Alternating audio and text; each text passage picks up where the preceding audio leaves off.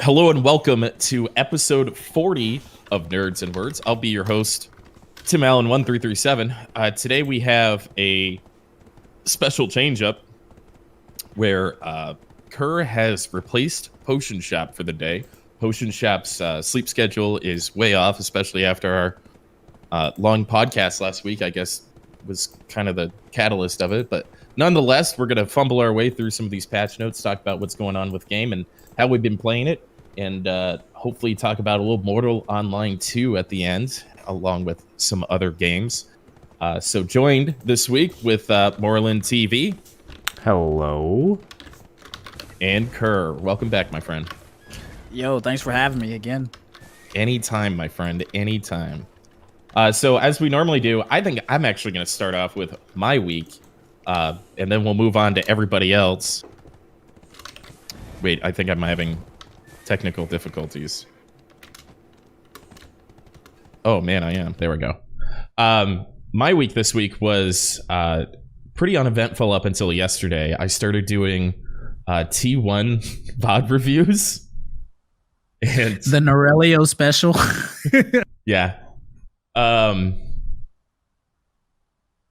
Did mess it up. So I started doing T1 VOD reviews, and that was real exciting. I learned there's a lot of stuff that people don't do very well. Some of these guilds, man. And so I watched Dismantled. I don't know if they're real happy about that, but it was fun watching them. And then I watched Flare Meme on like a Tuesday War, and then a guild called Pecco.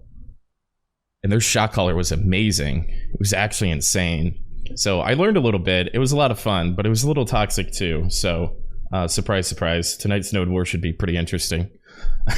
Do you think that Dismantled is going to learn from your review, or do you think that they're going to spitefully refuse to take anything constructive from it? I'm going to go with the latter, but there was one clip specifically where I realized a little bit through the review that number one, his minimap was like as small as you could possibly have it. And number two, he definitely was not looking at it at any point during the fight. And so there's one point where he's like, put your weapons away, put your weapons away. And then, you know, they're running. And then if you look at the minimap, they're running into the sea of white dots. And I'm like, you should take your weapons out, dude. And then he goes, oh shit, take your weapons out. And they all die.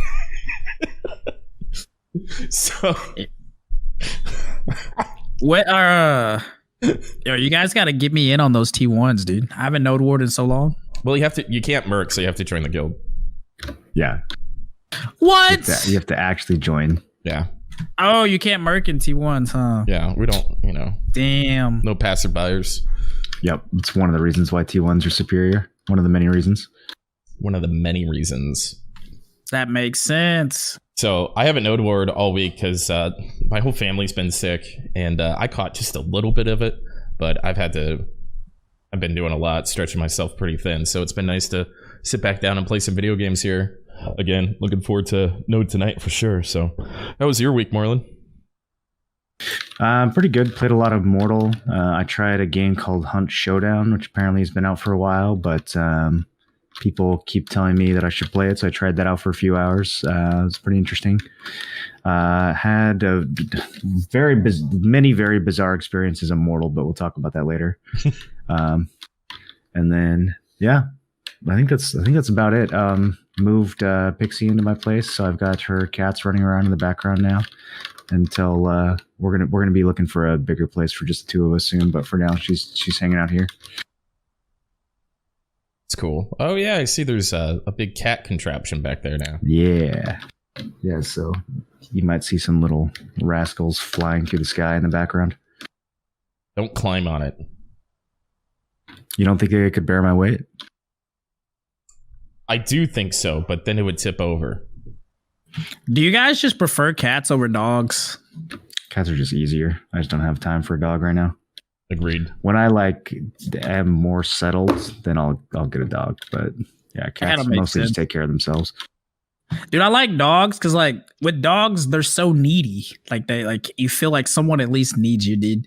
Or maybe that's a personal thing. But like with cats, it kind of seems like they could just be fucked if you're, as long as they got food and a place to go to like potty, they're so independent, which is also It good, depends. Right? It depends on the cat. Some cats are super friendly and affectionate. And other cats, don't give a shit about you.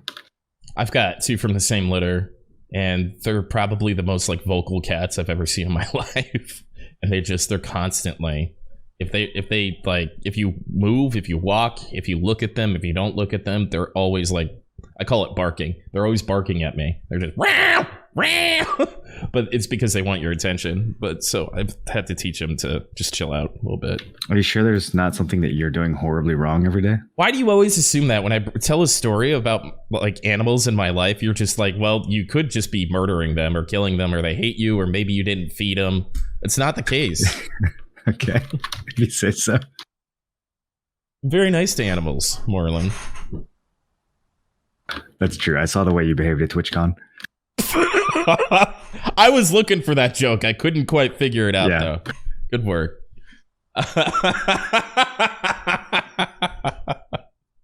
Kurt, how was your week? Yo, it's been pretty good. I got finals coming up in 3 weeks, last week of this month. So I've been doing a whole lot of like research for that shit. But other than that, I'm still doing this little challenge thing where I'm trying to do 2 million trash, 1 million at Orcs and 1 million at Monastery without selling anything. And you're going pretty good. How far in are you? I'm at like 300 orcs, 300k orcs right now, and like 50k monastery, something like that. God damn. What are you going to do with all that money? Dude, I'm going to buy 2 pin tongue red rings once we're done. Wow. Yo, speaking of which, have you guys seen pin neck prices? Yo, pin ogre is up to 86 bill now. 86 bill?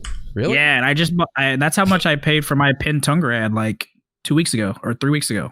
And now base ogre is that high. It's crazy. Oh, yeah. Got hiccups, I'm sorry. After last week's podcast, I've given up on AP necklaces and invested all my funds into Monos ruby necklaces instead. You just don't get grabbed for it. Dude, I've actually been started pre-ordering bases, honestly. And like buying rubies for min price. I really want to pin Manos ruby necklace. Just craft them. Yeah, I'm going to have to get the Altanova workshop.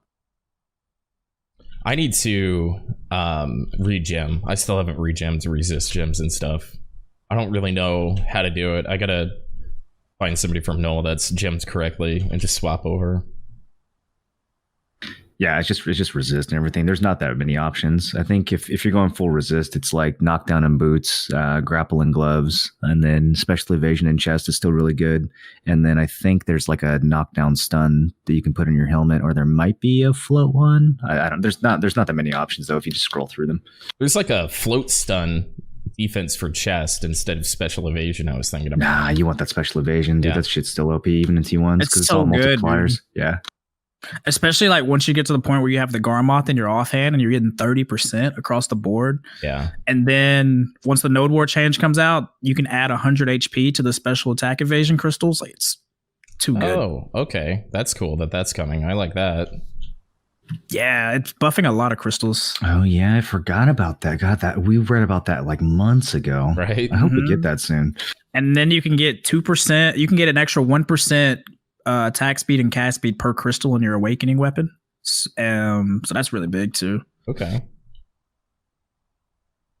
Does that free up any builds?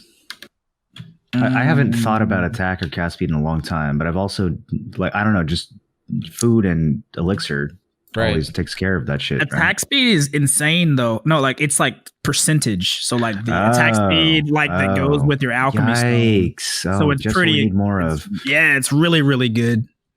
Okay. Yeah, well, that's mandatory. Yeah, so especially if you play like a class like Guardian, where even just gaining 2 or 3% or something, or like Warrior, where just gaining a couple percent is super noticeable. It's pretty big. That Guardian combo is so down to like the last 0.1 seconds. Having even 1% attack speed probably makes the difference. Your combo is pretty much the same. That float on your combo was pretty gnarly. I thought I was getting out of it most of the time. Yeah. That probably wasn't as close as my Guardian combo, though. I'm like literally in the stand-up animation every time you re-CC me out of that. Yeah, you iframed out a couple I'm like of times. on my feet. Yeah. So cool. Yeah, I think I fucked around with Mortal 2 a little bit. I played a couple other games. I really kind of stopped playing Star Wars Galaxies for a little bit and been trying to find my way back into BDO, but it was a good week overall. Shall we jump into this week's patch notes? Yeah, we got some doozies. Take it away. All right. Well, I didn't prepare anything because Potion Shop normally does, so I'm just gonna kind of go through this. Yeah, we can just go through it. Do we want to start with events? The Koi event, obviously, in case somebody lives under a rock, the Koi event is back. So go to Termian Beach. Make sure you stay on like the inner part of the beach, not the ocean part. Like go into where the trees and rocks and stuff are. Otherwise, Lolly Pirate will kill you. I haven't seen their Reddit post yet. There'll definitely be a Reddit post eventually of them like killing people. Yeah, make sure you're in that safe zone. I can't believe you look at Reddit. Dude, honestly, nowadays Reddit is where I get the majority of my news. Like, Really? I can't watch the actual news, bro. It's so fucking. You already know. Have you seen the regular news? Yeah, I guess that's fine for like regular news, but like for video games, for like BDO specifically, games I play often, I don't know. I've just never really gotten into Reddit. I try to stay away from it. I only use Reddit for investing advice. Hey, Tim, if you were into Reddit earlier, you probably could have made a lot of money off GME, if you think about it. Yeah, I don't really have a lot of capital to play with anyway, so I've never been crazy about stocks, honestly. The life skill event started. I've actually been super happy about that. I'm getting my fort repair time down. Yeah, I was gonna say that's kind of the only thing it's useful for is getting your reroll to be able to repair faster because it caps out at artisan. Weird. Like, I don't know why they did that. Like, I guess I can kind of see why, but at the same time, I don't see why they would cap it at artisan 1. Yeah, I wish they it was just master. don't want life skillers to have any interesting content. I don't know what it is, man. Like somebody's real upset with life skillers over a Pearl Abyss.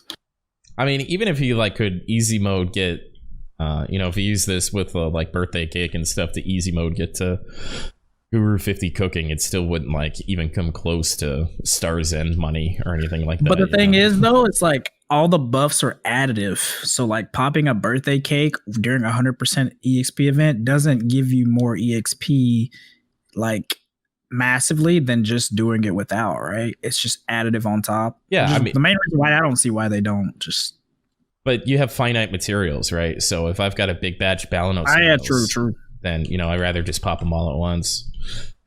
But I've been happy about it. I've got hunting, gathering, cooking, alchemy, and basically processing all to Artisan 1. And then I could take cooking to master pretty easy and some of this other stuff. So I just took my life skiller character, gave myself all this gear, and I'll probably get 25, 23 seconds pretty easily. I think I'm at 33. How does the fort time work with life skill levels? I think it starts at skilled 1. And so skilled to profession is 1 second off, professionals 2, artisans 3, masters 4, and gurus 5 seconds off the repair time. Oh, professionals -1. Sorry, it starts at professional. Okay. So it's like across all of your life skills on that character. Yeah, it starts at professionals -1, arts -2, so on and so forth. And then it caps out at 20-second repair time. Okay. That's good then. Yeah, it's big, especially when you're constantly getting zerged or you've got a bunch of cannons on you or whatever the case is. So yeah, it's huge. I'm always like the first one to get up there and tap the base, but I always want to pull away too. So I realized that like, hey, maybe I should probably actually fucking do that. So I get that like it probably shouldn't be capped, but at least there's like a use for this event for me. So I'm making the best out of it. I forgot how quick some of these levels are early on. It's pretty easy, very worth. Yeah, there's been other increases over the years that have kind of added up that we've forgotten about. Some of these life skills you just blast through the early levels now. Yeah, that's true. I'm not on the events page. I'm on the patch notes. What other events do we have going on? You get a invitation and then you turn it into the girl and she gives you an enhancement kit. I don't know. It's mostly just the same water stuff from like 3 or 4 years ago. Huh. You can get the same elephant statue for your house. There might be something in here that I missed, but I don't think I did. I went through it and it's pretty much just like all the same stuff from like 2017.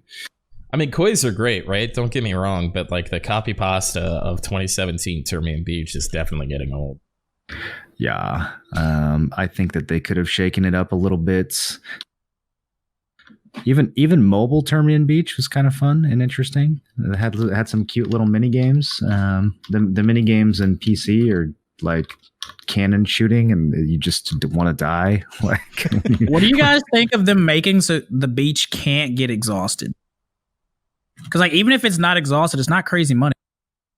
Yeah, but it would be more money than what it currently is now, and we can't threaten grinders. There may or may not be a secret spot that you can go to that is not exhausted. Shut up. Just saying. There isn't. Smile. There may or may not be. Join Moro Platinum today. Find out. How do you join Moro Platinum? Moro Platinum. I don't know. It only currently has 3 members. Yeah. The roles in your Discord make 0 sense. They make plenty of sense. Okay. Yeah, he is a wig queen. You're right. What else? So we got kois. Obviously, kois is good. We got 13 days left. Distorteds from Rift boxes. I got one. Did you guys get one? I'm doing my riffs right now. I'm excited for that. I have 10 riffs. I still got to do mine. Yeah, I forget which one I got. But I got a disto. I don't even think it was the highest box. I think it was like the medium box. I got a distortion. Oh my god, what's the disto market right now? It's going down a little bit, but I think it's going back up. I think it flooded when the event started, and now it's recovering. Yeah, it's 320. It's not. I mean, that's still pretty fucking good. Let's be honest. I think people like panic sold some and then like rushed and ran their rifts, and now they just got to wait for them to restock. Like yeah, rift. Right. I mean, they're gonna go right back up to max in a week or two after the event is over, anyways. So I don't think there's that much panic. Or that much reason to panic, rather. I was thinking about buying some while they were a bit cheaper and just doing smart gambling. Oh, how about the pet for having Amazon Prime? That's kind of interesting. Wait, I missed that. That's for PC? I thought that was for mobile. Yeah, they added one for mobile where you get the game for free if you have Prime on console, and then they added a pet that you get if you have Twitch Prime. And then there's supposed to be 2 more coming out like next week, I think. 2 more rewards for Twitch Prime rewards. They've been doing Amazon Prime rewards for mobile since like day 1, I think. So like, kind of makes sense, I guess. Really know what this does as far as like synergy or whatever, but it's cool for free stuff. Amazon Prime has all kinds of like random benefits that I don't know. Like just if you download pretty much any random mobile game when you're bored, you'll have some benefit from like linking your Amazon Prime to that game. So I guess they just give out free shit they must have some program where game devs can get like paid to put free shit in their game for Amazon users. Ever since I was in growing up in my Christian school, and they showed us these End of Times movies, and they told us the Mark of the Devil was coming, I've been looking out to see what the Mark of the Devil is actually going to manifest itself to be, and I'm starting to be concerned that it actually might be Amazon Prime. Wait, it's not COVID vaccines? I don't think so. Because it's more of something like you have to, yeah, maybe it could be the pass that you get from the COVID vaccine. Dude, I saw something about that. Well, I for one appreciate some of the features of Amazon Prime, such as your ability to link it to your Twitch account and subscribe to your favorite Twitch streamer for free. You filthy heathens. Did you guys know you could do that? Oh, really? Tell me more. That's pretty much it.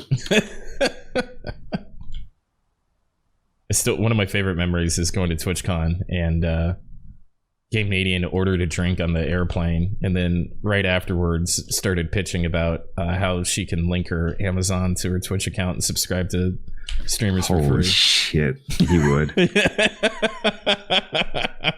To a random person? Yeah, but we're all like, it was from Texas, right? So everybody there, was going to TwitchCon, and so the whole plane erupted as she's like, what? Sorry. So this donkey thing, it is not an event, or it is an event? I can't figure it out, dude. Dude, I have no idea. I thought it was going to go away with the April Fools, but apparently it's like a 2-week long thing, maybe? There's a screenshot for the Donkonaut. Is that really how you pronounce it? Donkonaut? Jesus Christ. Donkonaut? That's what I called my first girlfriend's butt. Good one. Thanks.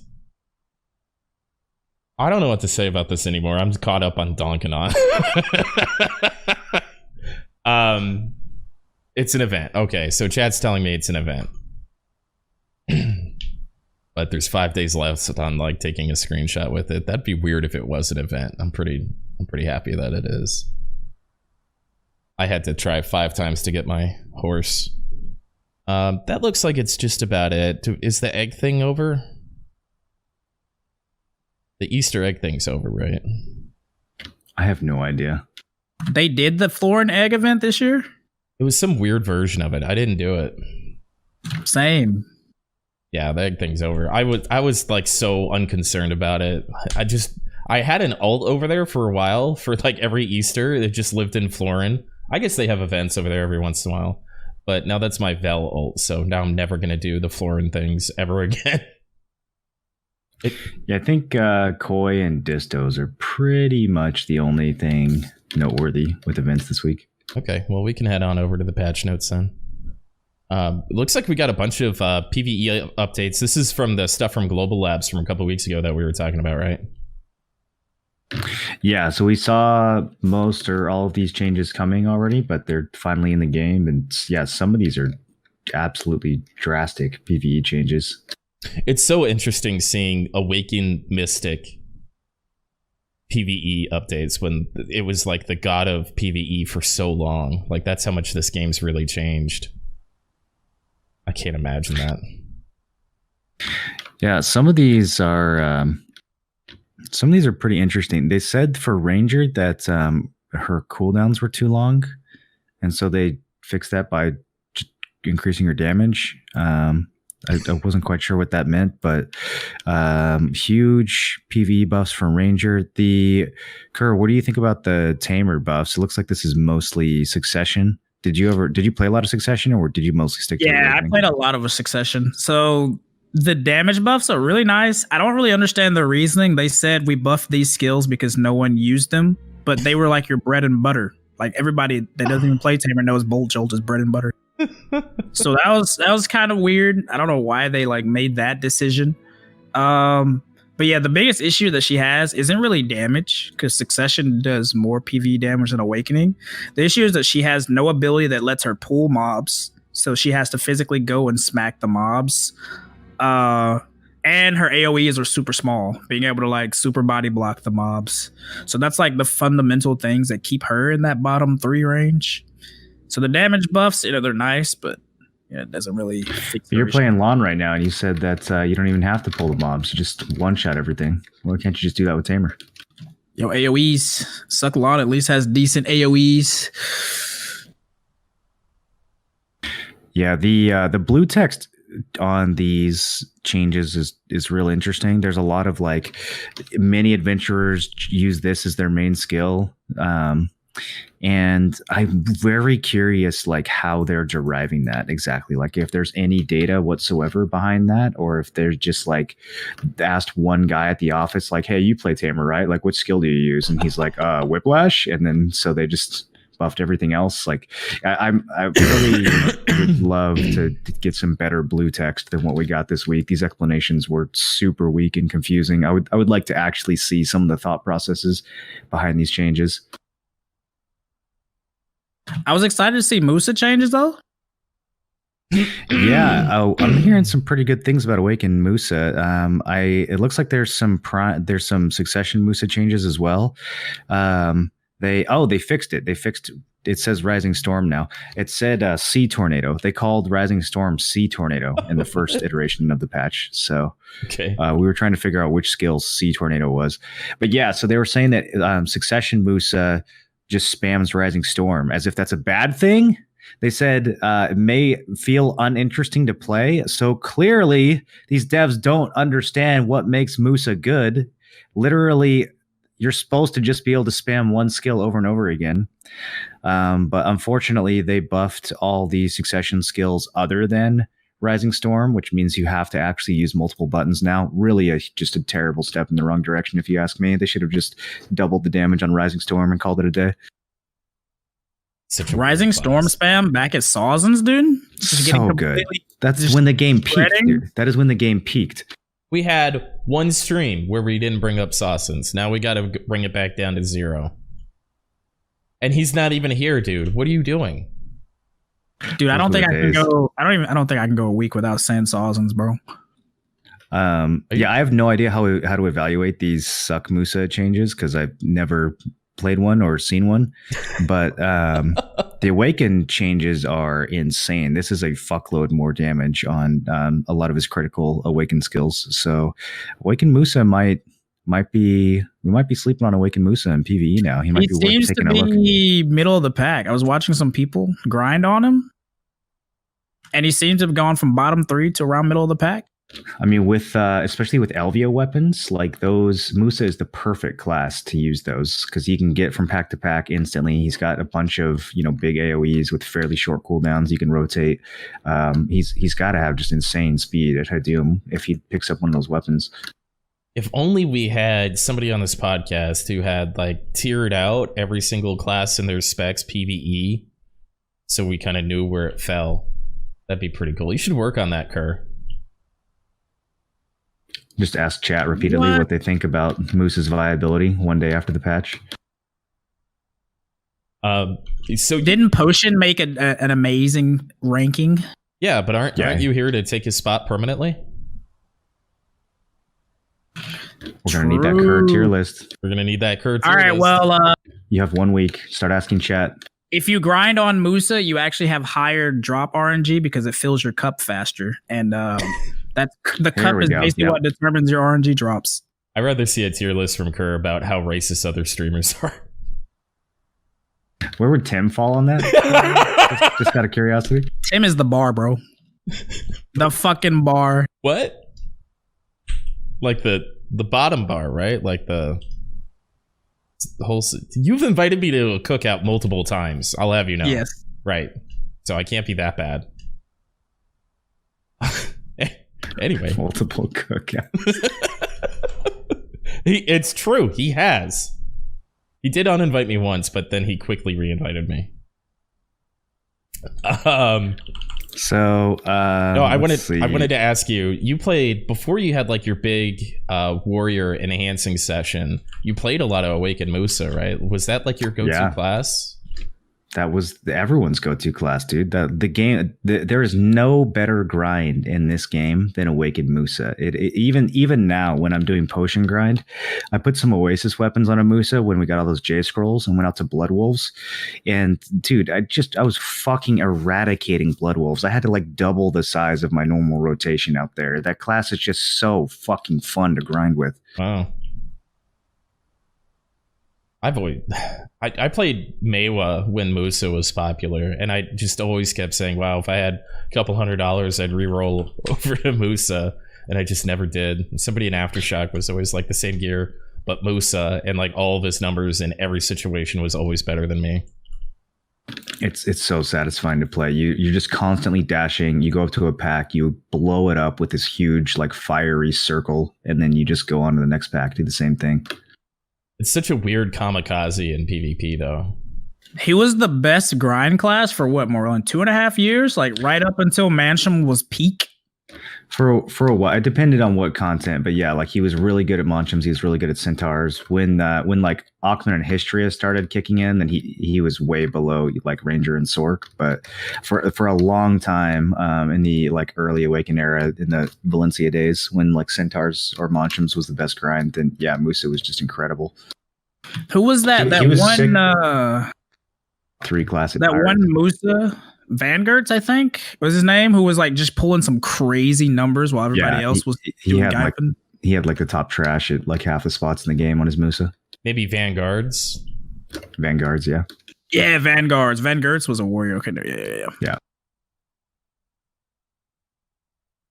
Yeah, he's like the number 1 rep paladin in World of Warcraft. That makes sense. Yeah, Musa's kind of like a rep paladin. So Sage got another round of buffs here. Since we're talking about that, I know you've been playing. You guys have been playing a little bit of Sage. I haven't touched that shit. I've been fighting them a little bit 1v1. As people get better at it, it's a really interesting 1v1. That's for sure. I finally died to D Mike when he was playing his Sage. That's have you guys 1v1'd on a Sage yet? I have. It's pretty much impossible unless the person has never fought against the Sage before. Were you struggling at all to kill Sage in a 1v1? Not really. If the iframe, the iframe thing, because my class is like slow to react. I'm also slow to react, but like it's just like the big thunder thighs stutter step kind of thing to try to go over and grab or CC or get in that range. So if they plan their exits really well, they can work on me, when I stand in my super armors if they position it pretty well. But I kind of hear mixed things about it. It sounds like a really geared Sage can absolutely destroy evasion though. I could see that being the case in large scale. I just in 1v1, you literally just like block and grab.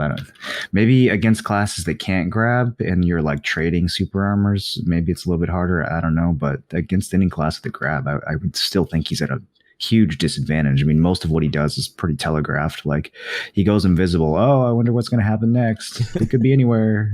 I mean, I don't know. It's not that hard to figure out. $5 says that his awakening has a grab. Anybody want to take that action? Oof. Dude, if he can iframe like that and pop out and grab you, that's gonna be there's not gonna be any more succession Sages if that's possible. You've been grinding on him, right, Kerr? I grinded on him the first 3 days, but I just don't like casters, bro. I cannot for the life of me play casters. It's just such an unintuitive play style. I wasn't big on it. Oh, that's interesting. So how about the changes? Is there anything interesting in these changes? I don't even know what these skills are. I know they tried to deal with the cast speeds, right? A little bit. No, they basically did nothing. They fixed a couple minor bugs, but the most fascinating part of the Sage changes is the line at the end where it says fix the issue where the damage dealt by Sage would be abnormally low in node/conquest wars. Right, yeah. Which absolutely, once again, I don't know why at this point I'm still surprised by these things, but that's kind of a mindfuck because that implies that there is some sort of secondary modifier to a class's node war damage, which has a lot of scary implications that I don't know. We're going to have to do a second round of PvP tests within Node War to see if classes have sub Node War modifiers or Node War bonuses or something. That just is very, very bizarre to me. And they always sneak those in right at the end. They have all this, we fixed the way this outfit looks right here when you're standing this way. We fixed this rock. And it's well, this class was doing less damage in Node Wars. It's wait, what?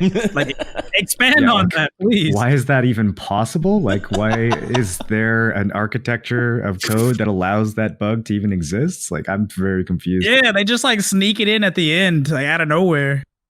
That's funny. I mean, it's terrifying. I mean, it's terrifying, obviously, but okay. Well, good for Sages. Now they can Do more damage. Man, the iframe change that they made is so weird. That's a lot of iframes. I mean, that's like when they pop out of that iframe, they're like right back in, like 2 seconds, half a second later or something. It's so weird trying to track them down in a node where it just don't do it. So like the iframe thing is going to be interesting with Awaken because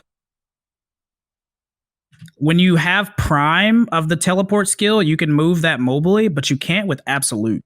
Oh, okay. So when you're in like the Absolute version, you can't control where you go. It has a higher cooldown and different stamina cost.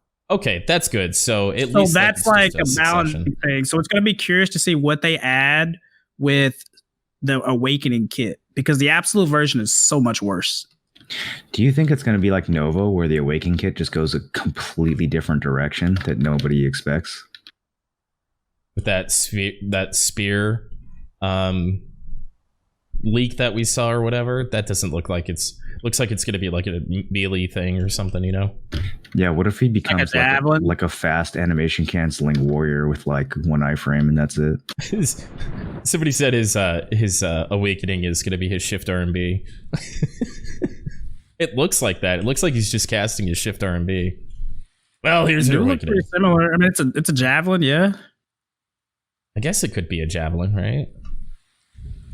It's kind of crazy that they're making the kits so different from like now. Like they almost have, not only are they making a new class every 3 months instead of 6 months, they're kind of making like 2 new classes every 3 months. I mean, they do crazy shit sometimes. I mean, like Zerker having a Mega Man arm cannon makes about 0 sense for that class too, you know? Yeah. That's true. That plays pretty differently than Pre-Awakening, I guess. Yeah, and then Ranger having a dagger for its Awakening. Like, they went, like, completely different directions on a bunch of different classes. I remember when that first came out, everybody was super fucked up. They're like, I wanted to play a bow class. I think that's where Absolutes came from. It's the Ranger community bitching. Yeah, it's ironic that in the first wave of Awakenings, they seem to have like tried to peel way back on range damage. They made like the staff classes and Ranger a lot more up close and like melee based in their Awakenings, and then they just released Archer, which had like more range than anyone's ever had in the game. Yeah, and all these Rangers are just like, why didn't we get that? The Spear would be interesting. I don't know. He might have a decent kit for like doing something a little more melee, and then having, you know, his pre-awakening kit. That might be an interesting play style for sure. I'm hoping he's super balanced like Nova, right? Where like they have what they're good at, but they're not like crazy so strong to the point where people like bitch and moan about them all the time. I've definitely got some things to bitch and moan about in terms of Nova. What I really hope is that Sage gets 3 more vacuum skills in his awakening, so that he can just, you know, infinitely CC large groups of people with no CC cap and no counterplay whatsoever. I think that mechanic's great, and I hope that they continue to give it to literally every new class that they add to the game. I'm not salty. Do I sound salty? Just a little bit. Kurt, have you had to fight against, have you done any Node Wars against Awakened Novas lately? I haven't Node Warred in forever, dude. Yeah, okay, so that's why you think they're balanced. Bro, fuck Awakened Nova. Holy shit. It is one of the least fun things to have to play against. The only time I run into them is in RBF. And in RBF, it's kind of whatever because you just like respawn. But I guess in Node Wars, I could see because like, you know, you have their death timers and like you have to travel again across the map to the base and stuff, right? Yeah, and I mean, you have effects turned down, and like even if you do see it, half the time, you know, you lag into the thing and you can't get out of it, and then you get like stunned and CC'd while you're on top of it. It's just like, what are you supposed to do about that? I was watching Pecco Shot Caller is a Succession Nova, and boy howdy, I think that's got to be the best class for shot calling. It's absolutely insane, and like having the little guards that stand there after you like block or do some of your skills. They like you go front line, you call it, and then they've got like really good mobility, backwards mobility, and then those guards stay up there and like linger, stab people. And so he got like a fourth of his kills when he wasn't even anywhere near anybody. People were just walking into little skeleton people stabbing him. it was really interesting to watch. I don't think I've ever seen a better like synergy between shot calling and a class before. Then you can like wall off pushes and stuff too with the little like, the big wall. Yeah. Plus, it has a really good scaling for T1s because it's very tanky. That's a bracket where DR is super powerful, and then on top of that, summons are always way stronger at low AP than high AP. So, and her block is like super unbreakable too. Like, yep, yeah, she's probably got the strongest block for T1s, honestly. Yeah, that was pretty cool to watch. But just really clean for pushing in. Let's see, what else do we have here? Oh, the Stars End update. I've heard pretty mixed things about this from my chat. I was going to clear out my riffs and go check it out for myself. Have you guys been out there to look at it, or are you guys just all in orders? Yeah, I think people are being a little bit too negative about it. It's definitely not like a new Hadum spot or anything like that, but it's legit. Like, I think they did a good job. It's a little clunky in terms of the way the mobs spawn. They have this like 2-second invulnerability window that's really annoying because you see the mob spawn and you try to pull it and then you just can't. So I think they could, if they clean that up a little bit, it would feel a lot smoother. But it's pretty fucking nice, dude. It's like grinding Marie Cave, except it's a high-end spot, which is exactly what a lot of people, including myself, have been asking for, like a high-end Marie Cave spot. Yeah. I think that the mobs hit a little too hard for how good the spot is. Like, I would say this spot is probably on par with a regular Stars End spot, maybe a little bit better. It depends on if they gave it more drops or not. But the mobs are clearly harder in terms of like how much damage they do. And I think maybe the rewards don't quite live up to that. But overall, I'm pretty happy with like the direction that these kinds of grind spots are going. I hope they add more of them. Well, I think that's a good thing because I think it's pretty, like, the people that are going to Stars End now, it's almost like a 250 AP grind spot and maybe 320, but a lot of people are edge. Like, some of the newer streamers and stuff that I see play this game, they're like constantly almost dying at Stars End and stuff. So I think having, a new mechanic that hits a little bit harder, I think that's okay. I'm pretty okay with that. It hits quite a bit harder. These mobs hit probably they do like triple the damage of regular Stars End mobs. It's a huge difference. Like with 360 DP, if my frenzy wears off, I see it immediately. Like, I have to repop it right away or else I'm in danger. Wow, really? Okay. Yeah. Wow. Okay. Yeah. So, do we know if the disto rate is around the same? No, it's impossible to know that after one day. And I mean, honestly, I don't know that many people who kept close track of their drops before this. So probably not a lot of people are going to keep track afterwards. But I think you need an enormous sample size on both ends to even come close to forming a hypothesis on that one. Yeah, I mean, I tracked like 100 hours worth of Stars Ends back when I originally kept track of everything, and I'm not about to go to 100 hours of this new spot. So, I did 50 hours or so of Stars End tracked, and I felt like my drop rate was way inflated. I was just lucky. I don't think it's an accurate representation of like what the actual drop rate is or anything, I think it's pretty cool. Like, even if you like lose your spot and it's not as good as grinding the regular rotations, like if you can't hold a regular rotation anyway, or like you get grief out of your rotation, you need something to do while you wait for channel change, or just, something, where the mobs just come to you. You just don't feel like doing a rotation. You just want to be chill. I think it has its place, right? When you guys get griefed and you move to a different rotation, they leave you alone after that? What do you mean? I get chased off the channel. I've never had somebody just like go to a different rotation. I just get chased into a fucking safe zone. So they show up and just start killing you repeatedly on top of your grind spot and then follow you somewhere else? Yep. Yeah, I think that happens to you more than it happens to most people. Oh, I thought that was just what people did. On stream or off stream? Do you think it matters? Damn. I'm a very polarizing person. I don't know if you've noticed this, Marlon. Oh, yeah. I don't know if polarizing is the adjective I'd use, but we can go. Let's go with that. What's the adjective you would use, Kerr? How would you describe me, friend? Abrasive and aggressive. Brillo pad. Yeah, but if you got a callus, I can scrub your dishes clean. So I'm happy they're doing something with stars in. I like the kind of anti-rotation thing too, because if I don't have to hit ASWD, I can just stand in one spot and hit Shift Q and Shift F, and so that puts my APM even further down, which makes my boomer hands even happier. So, as a guardian, I think you would fucking love this new spot, dude. It's you would just stand there and spam abilities, like literally. You barely even have to move. Yeah, so I can play with one hand and drink with the other. Perfect. Let's go. I'm pretty sure you actually can. Yeah. Let's fucking go, man. Let's do it. Let's see. So there's a bunch of other classes that got huge PvE buffs that we kind of skipped. Yeah, I know Dark Knight. Dark Knight Awakening's another one of those where I can't believe, like, you know, they're complaining they're in a bad spot because they used to be like the queen of Hystria, right along with like Ranger or something. So they got a pretty decent buff. Striker got Crouching Wolf, sporadically freeze when using the skill. They're still trying to, like, they gave Striker all these crazy buffs, but they've had these insane bugs since day one release, and it's nice that they're starting to finally figure it out.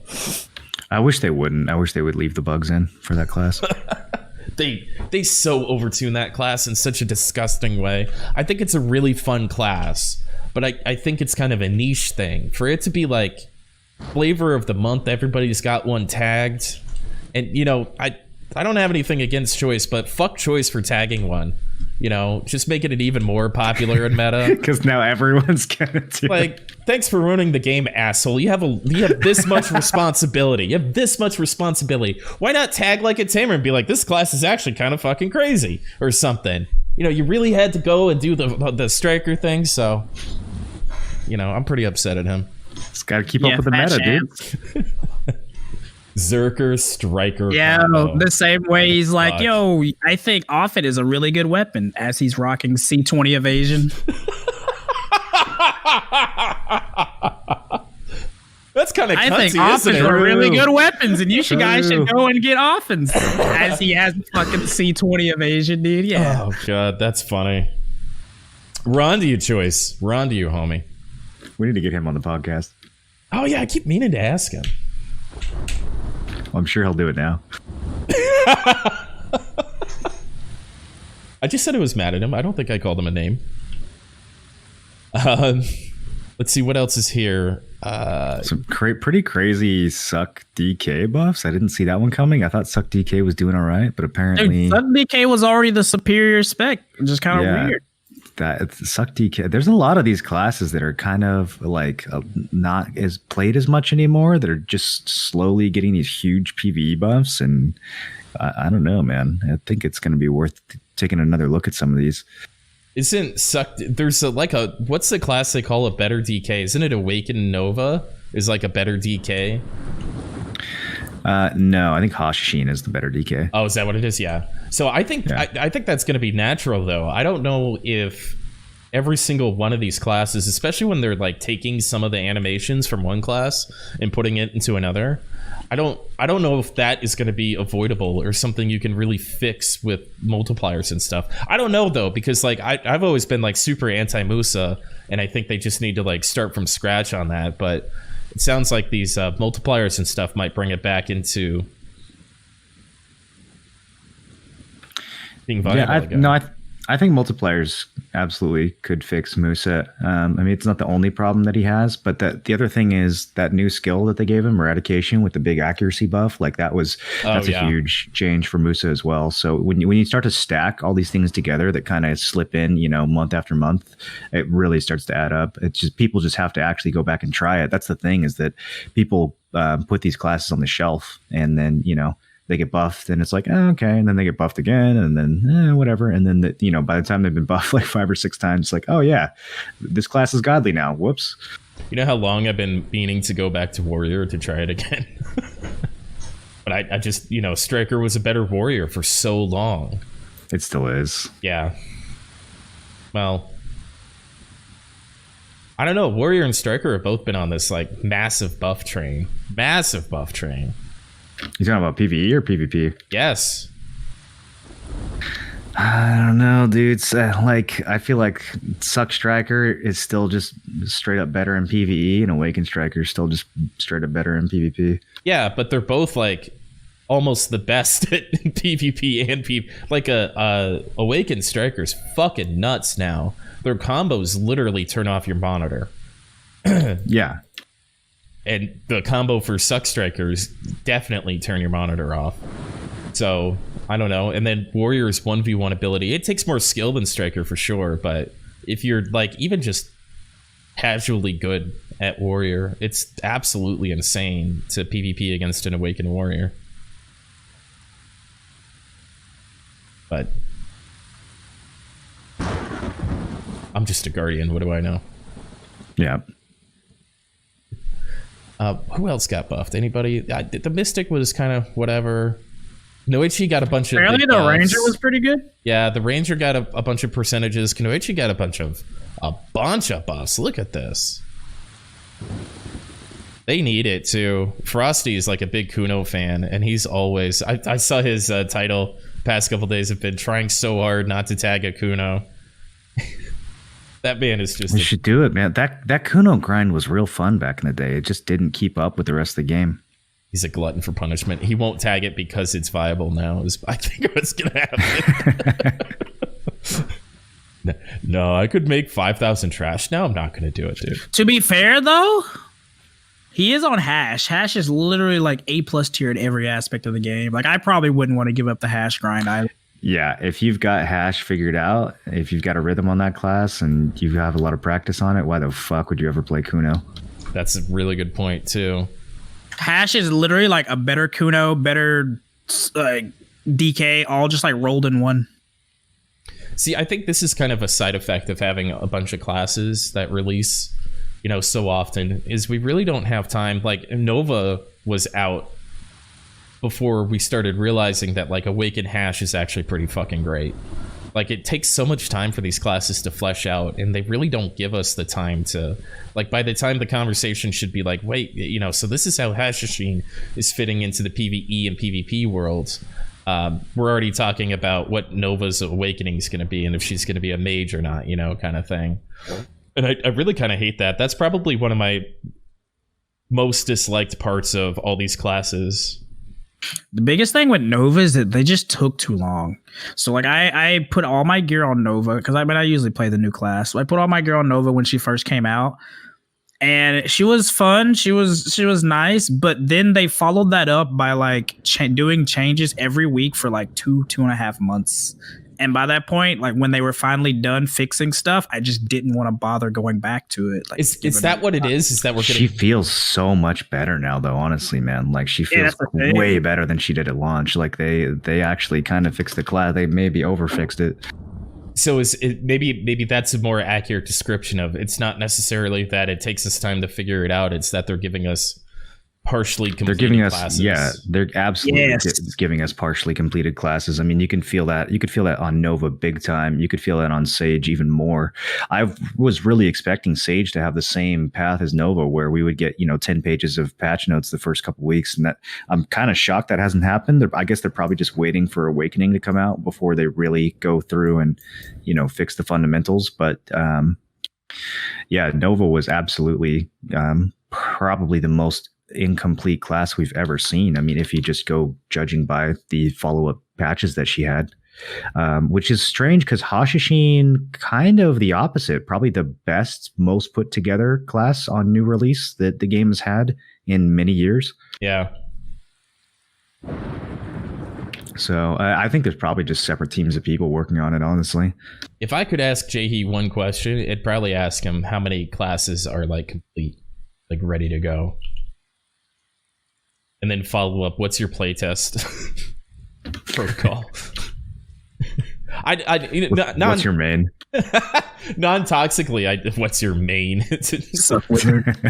Terra. Non-toxically, I'd really like to know like what they actually can test, and if they're aware of what they know, like things that they know that they can't test well, and how much of live is actually testing, you know, like, and what are they looking for, etc. I'd be really interested to know that process. That would be really interesting. Do you think they actually have a process, or do you think they just kind of wing it every time there's a new class? I mean, I'd like to, just from what we see, it'd be funnier and funner to say that they just wing it, but I think it's a process that they're trying to refine. It's a company, they have to have processes, right? They're not just throwing shit against the wall. It's definitely changed over time, because remember back when classes first were coming out, they would put them on the global labs. They'd stay on global labs for 2 weeks to a month, and they would have like the tweaks done there. But now they don't even put classes on global labs anymore. So there has to be. I'm glad they don't do that. I think it's a buzzkill when they put new classes on global lab. I think that was a response to the community, you know. I think the community wanted that. But so, you know, it's a company. They've got to have a process. I'm just wondering, you know, the actual processes are way less interesting to me as it is what they feel, at the very least, they can effectively test, you know, in their internal server that we all got to play on that one time or whatever, and what they can't, because you have to have X amount of people to like really actually even get an idea of what a class feels like in PvP. And then, you know, competency and sheer numbers, you know, comes into play too. So I'd be interested. It's got to be some percentage has to wait for live. It just really depends on what the problems are. And by that I mean, because like Moreland was talking about on his stream the other day, where it's like a lot of the problems are the same problems, where they're fixing like the way the character's movement starts up, or the way this does this, like things that you think would be fundamental to the character's model that they would learn over time, but it's the same thing every time. So it kind of gives you that idea that there's different teams, right? And from like the really bare nut stuff that they had to fix for Sage, I'm starting to think that they may have had Sage done a little while ago, but not as long ago as they had like Nova or Hashishine. I think the hopper is probably empty of new classes, and we might see a reprieve instead of getting another class in 3 months. I think we might see a little bit of a reprieve as they kind of build these things up, because I mean, just walking with the character is, I mean, that's not even playtesting, that's design, you know. Yeah, I don't know. I think they actually have like 4 different teams developing classes now. I think that they just all they just stagger all these class releases, and I don't think they're going to run out anytime soon. But there's evidence to support there's different teams, that's for sure. Definitely going to be interesting to see how this plays out. We're going to have 30 classes soon. Getting there very quickly, too. We're gonna be like League of Legends, bro, where you have 100 class roster. Is that the goal? Holy shit! What if they did something like, you know, I think of like Deathwing and HOTS, or like, you know, Scion in League of Legends. You know, just some like big monster kind of elite champion of a class, or I guess it was supposed to be Death Knight in World of Warcraft, right? It was supposed to be like a. What do you like? Kind of like a segue. What do you guys think about them ever doing like a class rework? Like, do you think that's something that ever should be done, especially to classes that are just completely like out of favor, or kind of have lost what made them good just due to meta or due to whatever, like just the way the game has progressed? No, I don't think that they could do that. They would have to. We would have to have faith that they could actually rework a class in a way that is sort of true to the class's initial spirit, or like the reason people played that class initially. Yeah. And I think the best examples we have of that, ironically, are Succession, right? Because that's kind of what Succession is. It's a rework of the pre-awaken kit. And I mean, I don't know. If you were to pick up like a percentage, how many Successions would you say were successful? Not from like an overpowered or a balancing standpoint, but from like a this is actually better than how the class started standpoint. Better. Yeah, like more fun, more enjoyable. You want to play this more. Like they actually brought the, you know, pre-awaken kit alive. Like I'm really mixed on Warrior Succession. There's some parts of Warrior Succession that I like a lot, that make me feel like, yeah, this is stuff Pre-Awakened Warriors should have always had. And then there's other stuff that you lost, like the spinning slash cancel, that was like absolutely core to Pre-Awakened Warriors identity, and it's just gone for Succession. And that's the kind of thing where, like, if they rework a class, I don't trust them to not just absolutely rip some core part of that class's identity out in the process. I mean, Witch Wizard Succession was definitely better in every sense of the word. You know, I've had very little experience personally with Succession for some reason. I've always just kind of been happy and drawn towards Awakening parts of classes. But like when I look at Guardian Succession versus Awakening, I feel it's just and probably what the aim was supposed to be is just a stylistic difference. When I get bored of killing everybody every 6 seconds with a Cleansing Flame and God Incinerator, then I swap over to whatever Shift LMB and Shift F is, Mountain Slamming people, you know? And so it's just like a fun little difference of, you know, I have a little bit of range and more protection with this one, and this one's, you know, higher damage, risk reward kind of stuff. I think that was probably supposed to be the intent, right? Even with like Suck Wiz Witch having no Q or S block versus Awakening. I don't know if they were supposed to make it better, but I'd like to see more. You know, obviously Suck Wiz and Witch are just overtuned. It'd be great if they could just like turn some of that shit down, so it could be like Decision, where it's like, you know, we're outnumbered, maybe I want an S block and I go Awakening for this war, or, you know, these kids are idiots, I don't need an S block, we're just gonna go balls to the wall. I think that's what it was supposed to be, at least.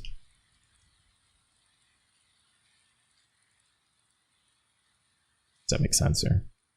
Yeah, I see what you're saying. Do you think that I'm trying to think of what other like Succession versus like what other reworks, quote unquote, we've seen. One of them that comes to mind is like when they kind of reworked when they redid stamina across the board. You remember that? Oh yeah. That was pretty devastating, especially for like Moose and Meiwa. Like some of those stamina changes were just horrifying, especially when you see now like what the stamina costs are for, you know, iframe spamming classes like Sork or maybe even Sage compared to poor Musa and what they used to be able to do and what they can't do now. I think Hosh may be one of the only ones where they kind of like really emphasized and created something like that kind of really emphasized on the Pre-Awakened kit and made it unique with Successions, right? In a way, like with the tornadoes, like being able to disguise in the tornadoes and the mechanic of consuming the AP buff to spam block jump and things like that. Yeah, they had that kind of planned out ahead of time, though, because, you know, that was a class that got released after Successions were already in the game. They didn't have to go back and add a Succession thinking like, how can we renew this kit and make it interesting again? I'm trying to think of things being reworked. I think the most reworked class was really Warrior. That kind of stands out to me because of how much they changed like the combos and like almost made it substantially easier.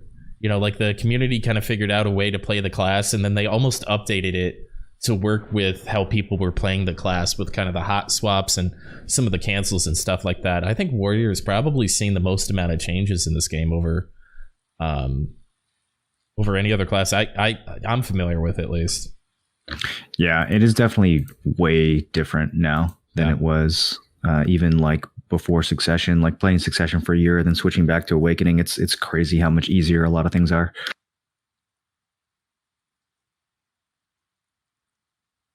Did you guys sign up for the tournament? No. No? Nah, I didn't sign up for it. No. I didn't have the 500. That Guardian's just going to be a gear check? I am worried about that. I also didn't have the 500 mil at the time. I just wasn't really grinding. I just literally didn't have the money. I'm like, let me go out here and grind so I can get my ass kicked. I literally just remembered how to 1v1 like last week. I thought it'd be pretty stupid for me to sign up to something that I haven't really been working on. So I'm going to skip on the embarrassment. If they do it again, I'll probably hit it up again since I've been working on it. But I didn't want to like jump into that or anything. Did you do it, Kerr? Nah, I just really wasn't. I'm not really a fan of the whole situation. Well, for one, I have finals soon and a lot of research projects due, and like over the course of the next 2 weeks. But the biggest thing for me is the Tamer one is really weird because it's just kind of like especially in the best of ones, it's kind of just like okay, I just grabbed you or you grabbed me. Yeah. The Tamer mirror matchup. Well, isn't that's every grab class. Yeah. And it's not gear capped, so it's like I gear check you or you gear check me, and I don't know, just didn't really seem that interesting, to be honest. Yeah, I don't like fighting other Guardians. It's not fun. King of the Hills and fighting different classes and stuff like that is way more interesting to me. But I'm kind of with you on that one, Gar. I was very sad that they didn't do it by sub-spec, like Suck Warriors versus other Suck Warriors. I have to go against Awakened Warriors. I'm very scared. Fucked. You're so fucked, dude. Dude, I think you're literally the only Succession Warrior in the I know, it would have been an easy win, dude. Win by default. Well, it's even worse for some other classes. Imagine like Suck Lawn versus Awakened Lawn. Good fucking luck. I still don't know how to get hit a Succession Lawn. Is it possible? You just hold block and they literally can't hurt you. Class is a super gear check. If they outgear you, they're gonna super armor trade and like meat grinder you down. But otherwise, then they can't because they don't have the grab anymore. They took away some of the protected CCs. Oh, okay. Well, they nerfed her sometime like middle of last year ish, maybe a little earlier before that, and they took away some of her protected CCs that used to make her like, more oppressive. When I see a Lon in RBF, it's almost always Succession, and I just ignore it because it doesn't matter how long I chase it or how many skills I throw at it, I'm not going to hit it. It's got so many fucking iframes. It's insane. Yeah, chasing Lon is a huge bait. And then like Z access, right? So they're either flying and I can't reach them with my pole arm, or they're on the ground and iframing, and then they fly away again. And it's like, what the fuck am I supposed to do with this? Yeah, but in a 1v1, they're pretty vulnerable. Awakened Lawn, on the other hand, obviously is a fucking monster. But yeah, Suck Lawn in 1v1, you just kind of block and wait for them to mess up and then scoop them up. Choice posted his predictions for who's going to win. He did not put me in the top 3. I was very upset. Choice is fucking up, dude. Wow. Yeah. That's strike 2. That's strike 2, Choice. Yep. I'll show everybody. I believe in you, dude. I'm hoping to get really lucky with buys. Is Hands in it? No. Wow. There are some real fucking good warriors besides Hands that are in here though. Like I don't want to start name dropping. Is Sphero in there? I'm gonna hurt. Yeah, Sphero's in there. Yeah, you're fucked. Yeah. The kid's a pretty fucking clean warrior. See, dude, if you had a Pin Manos Ruby necklace, bro. I got an order up. I got a 6-bill order up right now. There's 0 trades in the history of the server, but who knows? Put it on your he's here. We summoned him. What was the first strike? You tagging a Suck striker, Joyce. That was your first strike. We didn't need you to put that on display for everybody. It was already bad enough. You have a responsibility with your viewership and you're abusing it.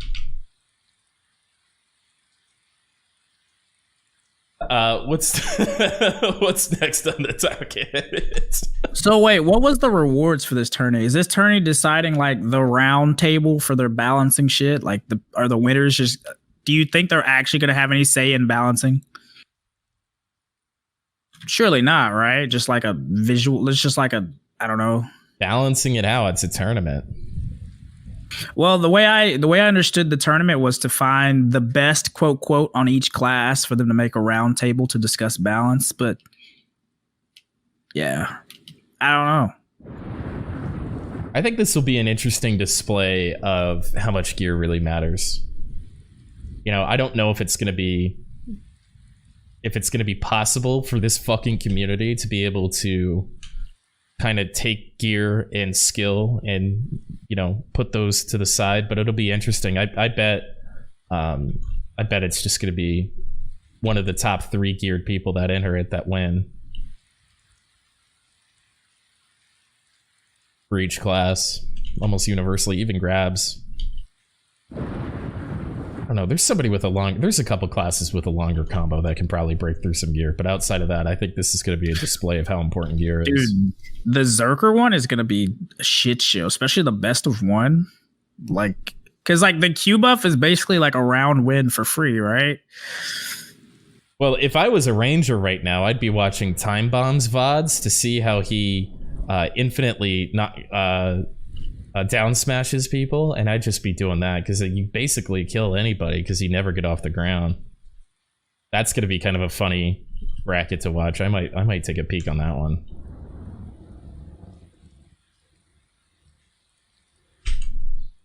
What else we got going on here? Let's see, we went through stars and improve the weather transition. That'll make... Oh. Can you guys hear me? Yeah, now. Yo, I can hear you now. Discord just like my mic just stops coming through on Discord this last week. I don't know what's going on. Still dealing with that muted thing, or? I have no idea. I light up and everything. It just doesn't work.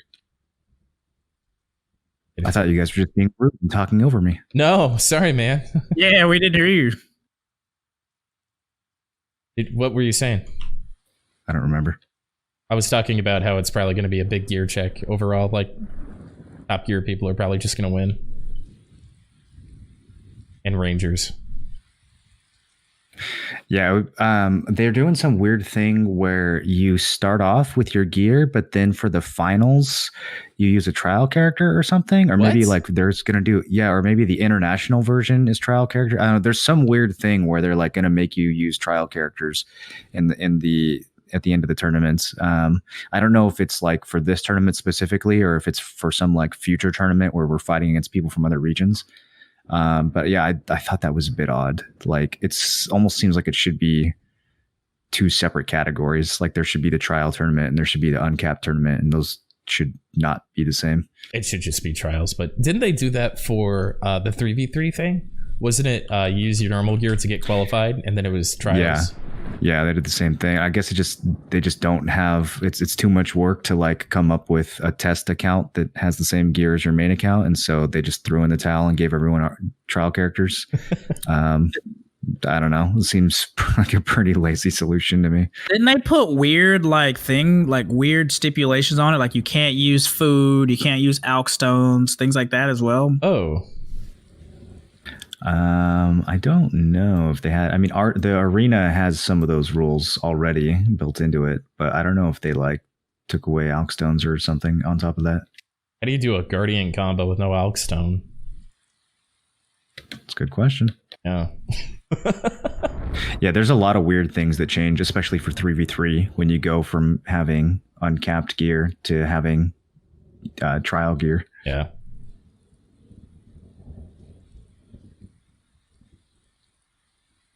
So I was thumbing through the patch notes here. We have the LVO Realm monster has a nice adjustment. I've really appreciated that. So it's not like so data harsh looking stuff. I'm good with that. I didn't really take a look at the global labs. I can pull that up real quick. Yeah, I haven't looked at global labs this week either. Let's do that. They had Sage bombs that were put on there. Sage bombs. Oh yeah. Yeah, some of them seem to have, I haven't tried any of them, but some of them seem to have some really nice modifiers. There's one that is 1,623% times 6, 50% crit, 10% accuracy. There's one that is 1,400% times 8, 10% accuracy, 20 DP down.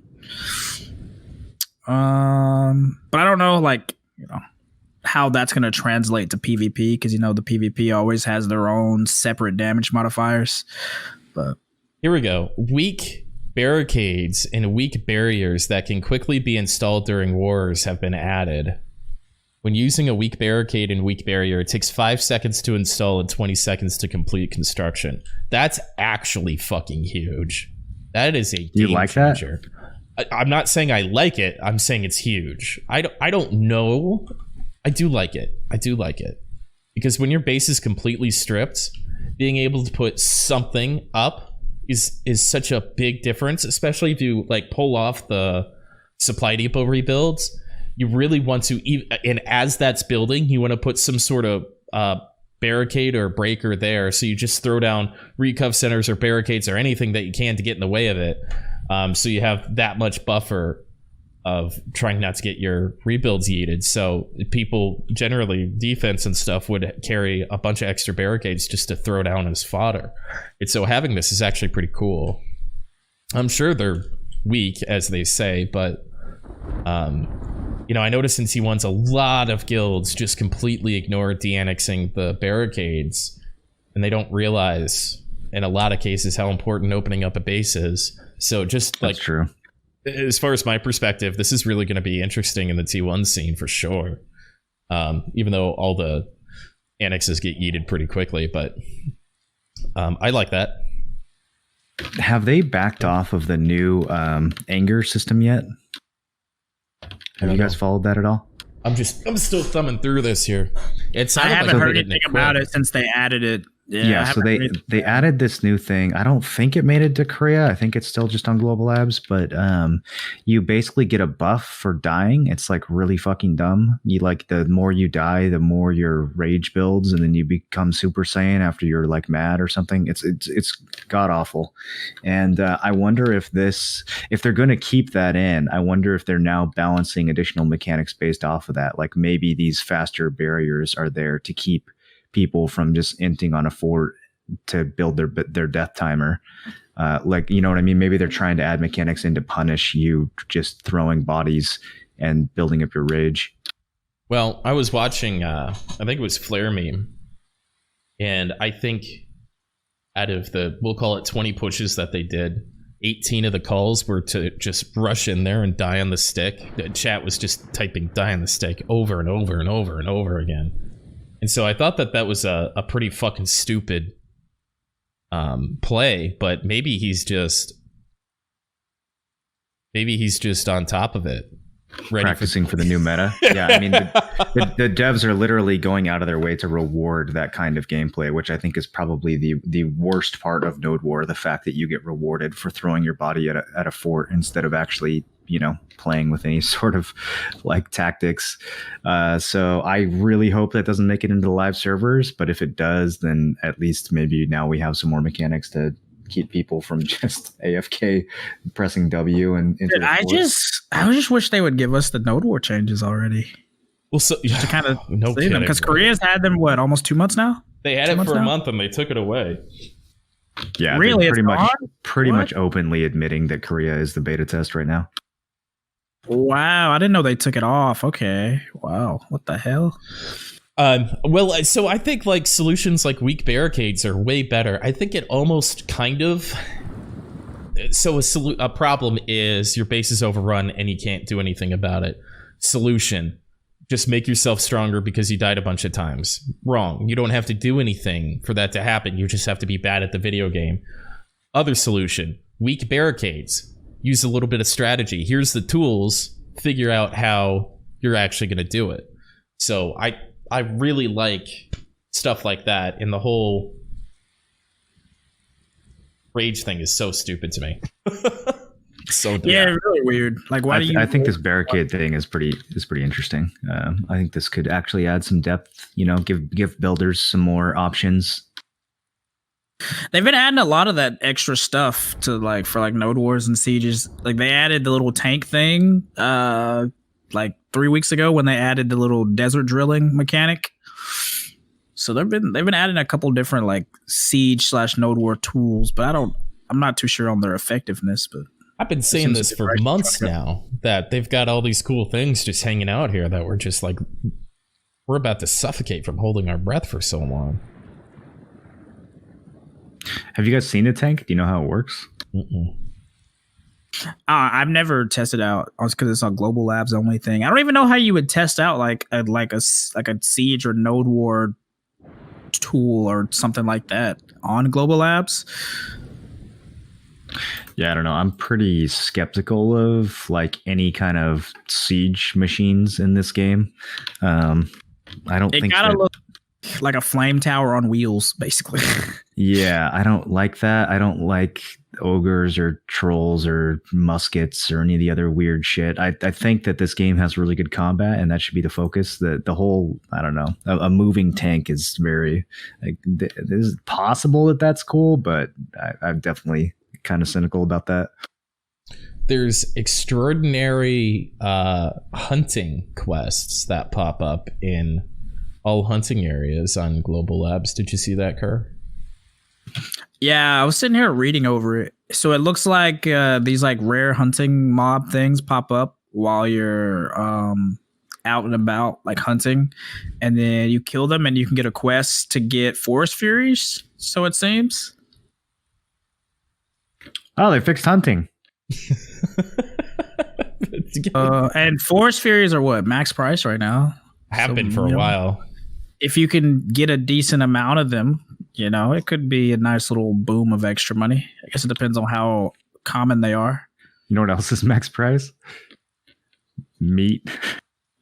That is true. I don't know, dude. Hunting, can't they just make it good? There's so many gimmicks that they're No, trying. dude, because it's fun. If it's fun, it can't be good, dude.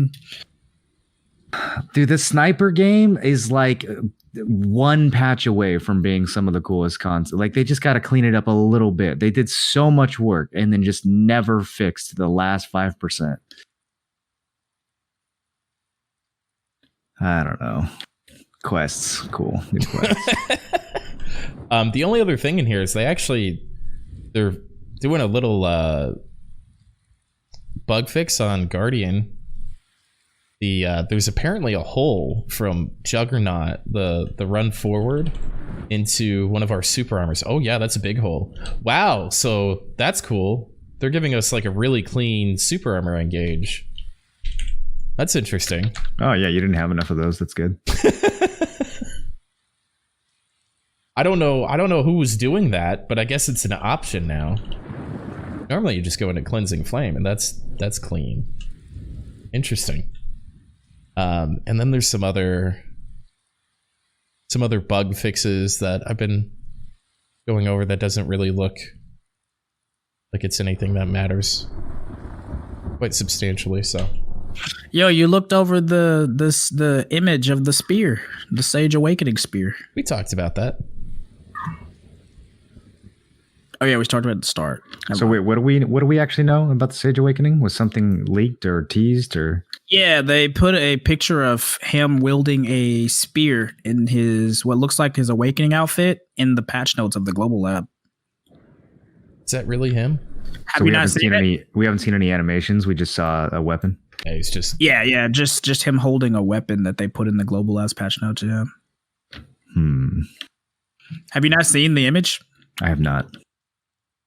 Here, I'll drop it in Discord. he has cats now. He doesn't have time for that. There you go. This week has been actually hella busy.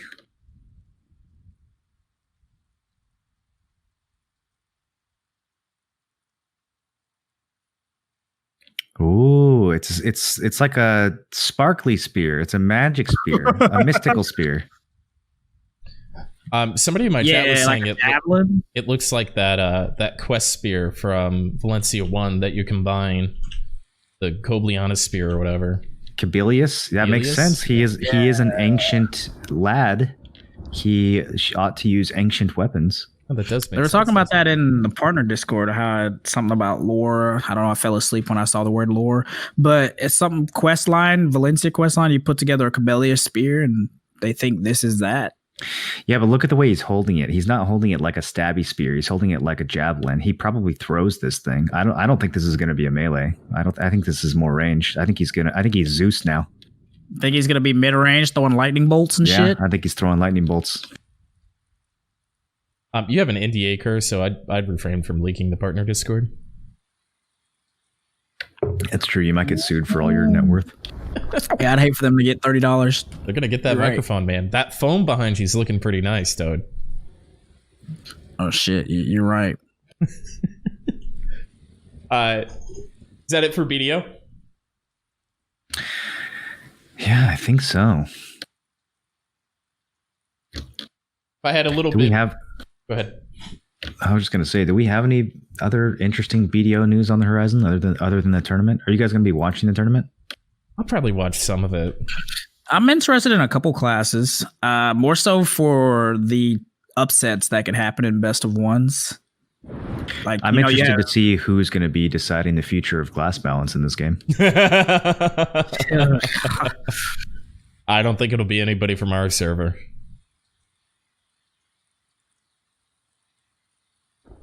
I feel like there's going to be a couple that are going to be pretty interesting to see. Some of them, not so much. Like, I don't know.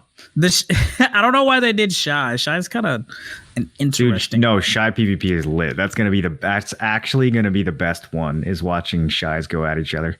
Really? You think that's going to be the best one? Have you seen Snow's PvP compilations? Yeah. Actually, I have seen Snow's like That's killing fucking people. content, dude. That's way cooler than just dash grab iframe. Like, okay. You kind of intrigued me a little bit, maybe. yeah, that's gonna. I can't wait. I'm kind of sad that I didn't enter as a Shy. I've never played a Shy. I keep wanting to do some like mask off broken flute music thing, but I keep forgetting to do it. I'm not that interested in it. So if I could do that, like if I could do that on my Guardian while I'm PvPing, you know, after I kill somebody, just like you know, on somebody's corpse, that would be great. You can, right? You can summon your Shy on your Guardian. Oh fuck, can you? Yeah, dude. Uh-oh. I don't know how smooth it is, but yeah, you should be able to summon and, you know, play like Yeah, you can My summon Heart it. Will Go On or something after you slay somebody. I've been learning how to play these things on an actual fucking recorder. If I could just hit a button and have a fucking Shy come down and start playing on somebody's corpse. I'm gonna have to look into this. Might be worth looking into. I'm going to finish my processing. Lax. You play the recorder, Tim? I do. You play the recorder? I'm fairly musically inclined, actually. And so when Utters was donating a ton of ear rape shitty flute YouTube videos, I decided that was really cool, but I wanted to do it myself.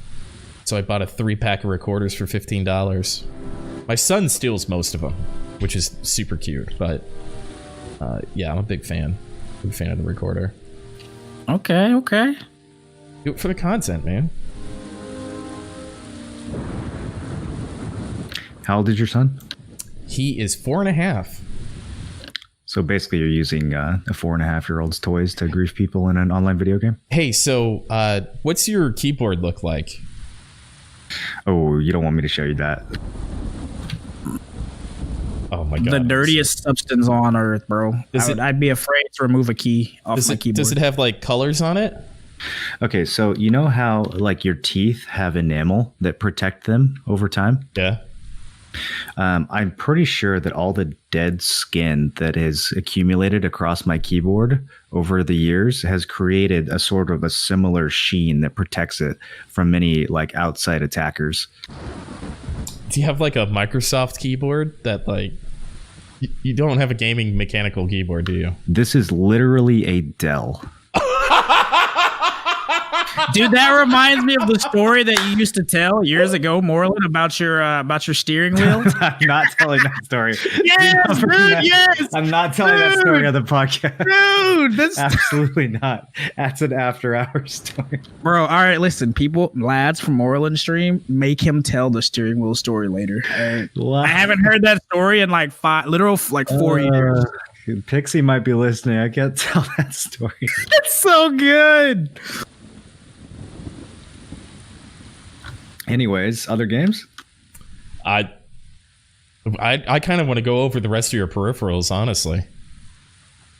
Well, I have the same shitty Blue Yeti that barely works since the day I bought it. What else do I have? Mouse? I have Yeah, my mouse is about as disgusting as my keyboards. So you have I no think RPG like equipment whatsoever? No, I'm not an 11-year-old, so Dude, I need a new have. keyboard and mouse too. I've been using like a $18 Corsair keyboard for like 2 years now. That was the point I was gonna make. Is like I thought like I was making this really cool setup. I actually just got a new mouse pad. Like I got it from SteelSeries, I think, and it's got like I needed a new pad, but it also has RGB on it. So that's pretty cool. I actually am pretty jealous of that fucking Tim Allen face in the background, though. It's huge, though. That thing looks sick. Yeah, I mean, it's the other one. But I realized that all this colorful stuff that I got is basically just toys for 4-year-olds.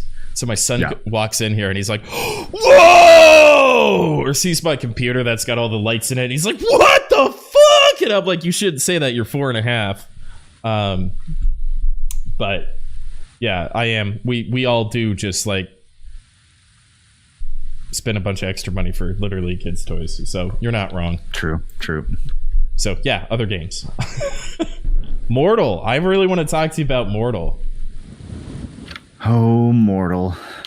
Yeah, that's how I feel about it too. Darkfall's back, baby. It is, isn't it? I was watching you like sword fight on that game. It looked like you were like so concentration heavy. It was pretty intense, honestly. The timings are really weird. You can't just block an incoming attack. You have to block it at this odd like spell batch ping synced time. So there's this bizarre like meta game you have to play with the blocking. It takes a while to get used to. It's supposed to make it so that like someone from US and someone from EU fighting each other are equalized. But yeah, it's pretty fucking odd. I think a lot of people will hate it unless they give it like several hours to actually sink in. There's a lot of Mortal that I could describe that way. Everyone's gonna hate it unless they like can push through the first few hours to actually get past the horrendous part and experience the good parts.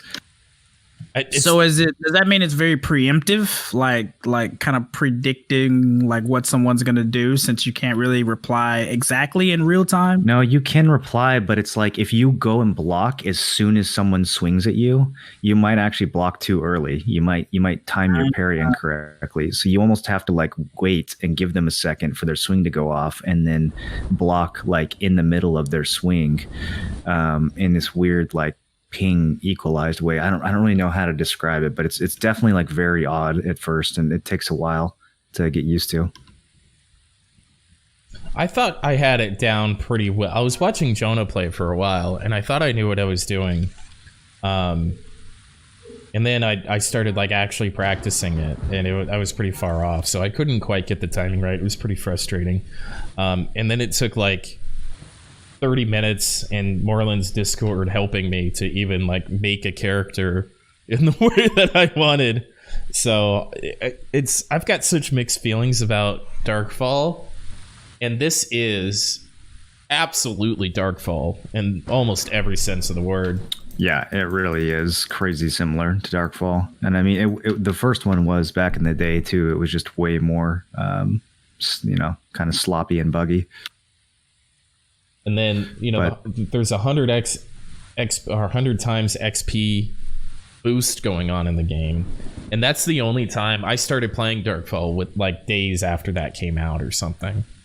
And so people would spend years, working on these skills and stuff. And I just don't know if I'm actually going to have the fortitude for that, So is it like their rendition of the game? Like, is it kind of like remaking the game in their way, or...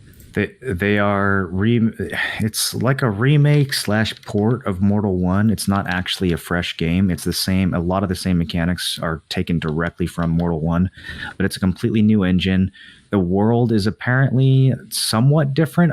It's unclear to me how much they're changing about the world, but it seems like a lot of the points and interest and stuff are getting moved around. There might even be completely new continents that weren't in the first one. So there's definitely some new stuff. There's also like a bunch of secrets from the first game that apparently even after like 15 years, nobody discovered. So those are still out there somewhere. And with a bigger player base, they might actually get uncovered this time. Yeah, the player base in Mortal 1 never really blew up, so it's going to be a different experience this time around with like a lot more publicity and a lot more people who are just desperate for a game, trying it out. It's definitely going to be like undeniably it's going to be a unique and fun experience when it comes out. Whether it has any longevity really depends on how they spend this next X amount of months of development before. I don't know when they intend to launch it, but I think the game for sure still needs at least another year. And if they're going to try to release that shit this year, then I think about 98% of people who play it are going to be done in the first 2 hours. You're really going to have to be patient to stick with it if it's anywhere in the state that it's in now. So it's kind of like an early access thing, basically, right now. It's not even that it's early access. Like, there's some things that feel early access. Something like the mob behaviors feel very bad. But I honestly don't even think that's going to get fixed. I think the mob behavior in that game will always be trash, just like it was in Darkfall. I don't think the devs care enough about that kind of thing. It's more that the actual mechanics and the level of understanding you need just to do, like, I was trying to craft a bow in that game, and I had to go and buy a book for the bow crafting skill from an NPC. I couldn't just go and craft, like, I went and chopped a bunch of wood. I couldn't actually turn the bow the wood into a bow until I bought the bow crafting skill. And then I still couldn't craft it, so I had to go back to the NPC, buy another book for the shape of the bow. Still couldn't craft it. What? Had to go buy a third book to learn how to make the type of the bow, because you have to combine the shape and the type together. And then I chose a material to make the bow, and I found out that if you make a bow out of a single material, it's never good. You always have to use multiple materials. And so in order to be able to use more than one material, guess what you have to do? Get another book. You got to go buy another book to unlock the ability to do a second material. Yeah, so it was like literally an hour and a half process for me just to figure out how to craft a basic bow. And this is with everything turned up to 100x. So in the actual release of the game, if you don't have someone literally like on the spot in Discord with you answering your questions, good fucking luck figuring that out on your own. And that's what I was thinking too. Like the only saving grace of this is there's enough nice people in your curated community that are willing to help out other friendly, active people in that community to kind of get up to speed so we can play together. Otherwise, I'd take the hardest pass possible on this game. So Mortal 1, the original Mortal, was a game that people who got angry or bullied out of Darkfall would go install for 30 minutes to 24 hours, and then they'd go, fuck, all right, I'm going back to Darkfall. Or they'd play a game of League of Legends or something and come back. So Mortal never... They had like this really niche following, and I guess it was going, or is still going, for a very long time. But Darkfall was always kind of the king until they closed the original game and tried to make a new one, and it was a total fucking disaster. Did you ever play Unholy Wars?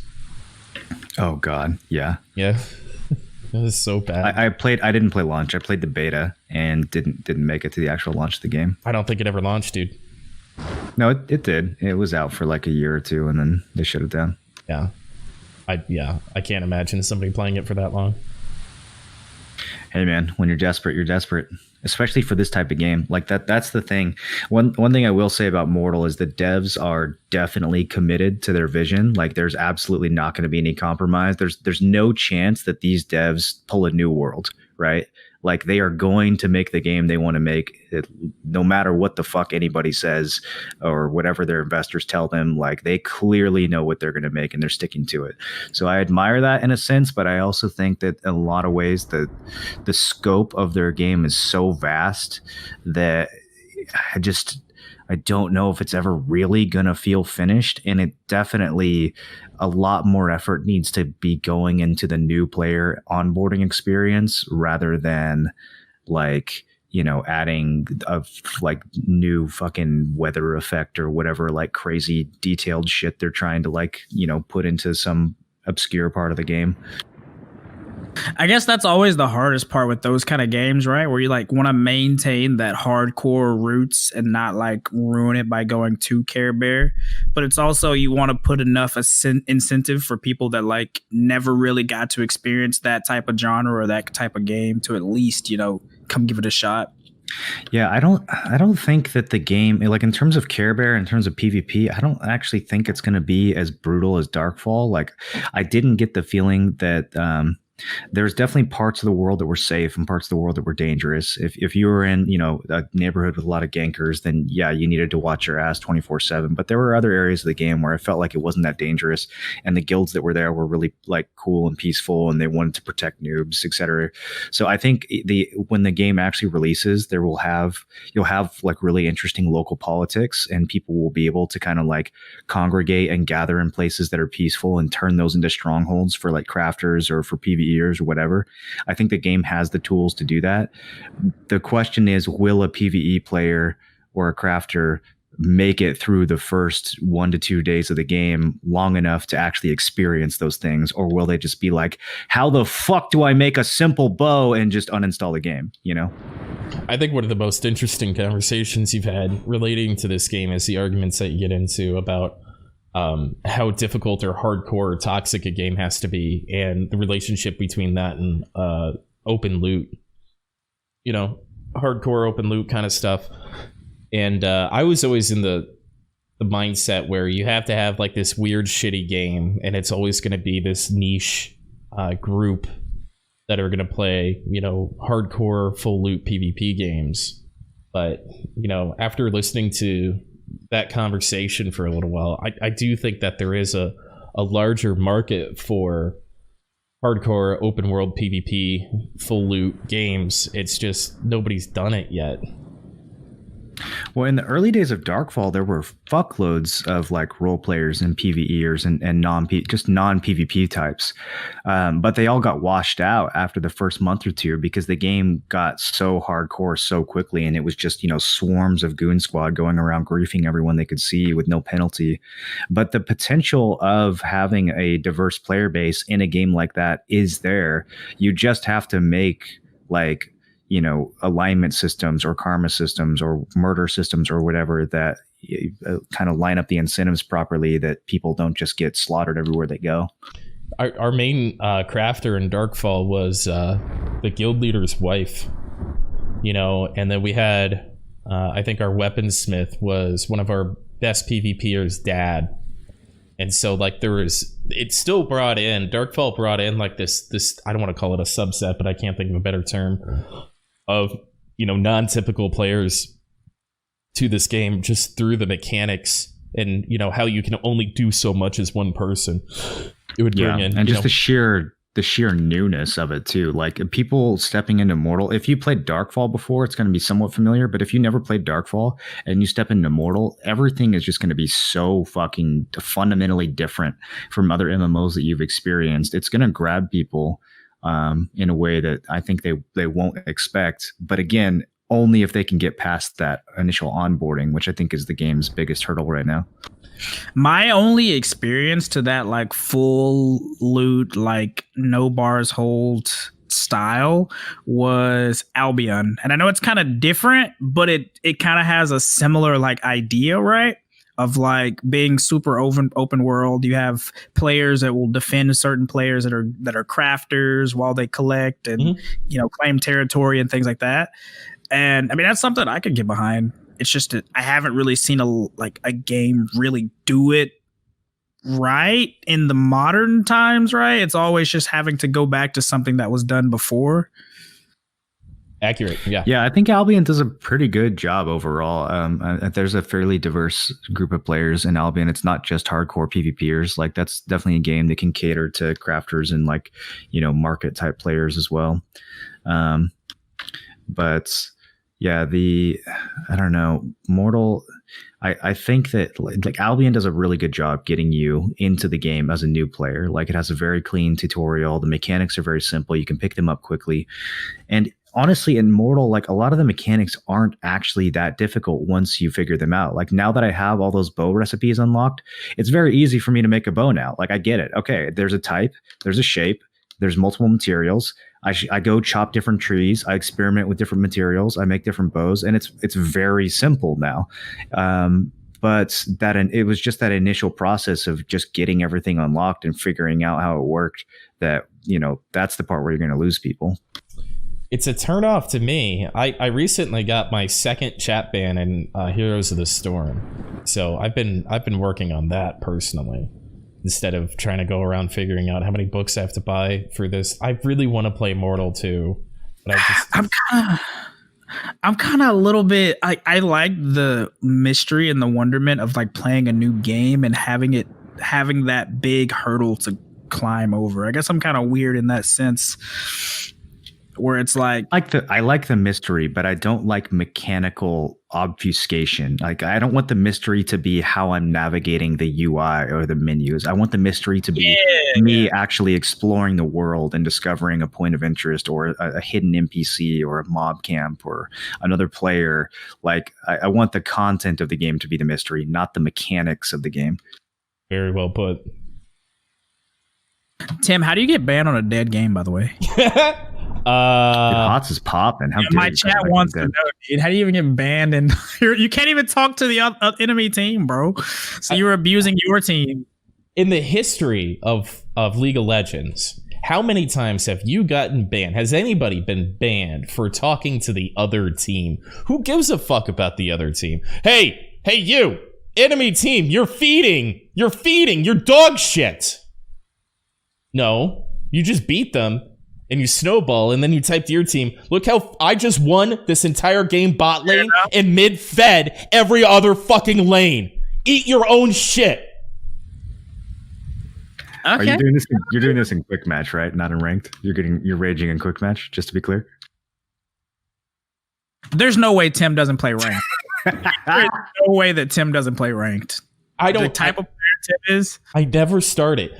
Here's how bad it is. Here's how bad it is. It's not just quick play. I have muted every single player. I never see anybody else type. I'm literally typing to these kids and I get nothing in return. I'm just like unloading on them. You're just like shooting it to the void, huh? Yeah. Dude, people in HOTS never talk.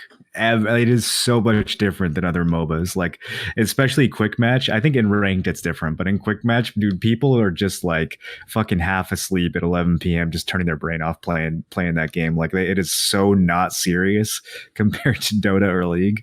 But there was and Tim's just out here screaming at some poor like half asleep dad. Well, no, so it was they got rid of all of the free characters, so there was like one or two. I was trying the new characters that I haven't played before, and so I'm trying to like expand my breadth a little bit, and I'm having a lot of fun doing it. I got Icy Veins pulled up over here, looking at the builds, and I really shit the bed. Like, I just really didn't vibe with this one character, and my whole team. I didn't have my team muted, and they were just like fucking berating me. They're like, the healer had more damage than me, and I'm like, bro, I've just never played this character before. It's quick match, like, chill. And he's like, you're worse than dog shit. Uninstall. Like, I finally figured out what it's like, how like other people feel when I speak to them. Yeah, you were talking to yourself. Yeah. Bro, this man just got home from working like a 12-hour shift in a factory or some shit, and Tim's like, you're fucking trash, Junkrat. No, this time he was being called the trash. Yeah. That sounds like a enlightening experience for you. Do you feel like you've grown as a person? No, my response was just hyper toxic, and that's what ended up getting me bans. I don't know, dude. I've seen you play Overwatch. I think you deserve no mercy in all chat, bro. Agreed. But it was interesting being on the other side of me. But, I invited him to call his therapist because if he's that upset about somebody trying a new character in quick play on a dead game, he's definitely on a watch. And so I would. But you've also definitely gotten equally upset at someone in quick match for being that bad, correct?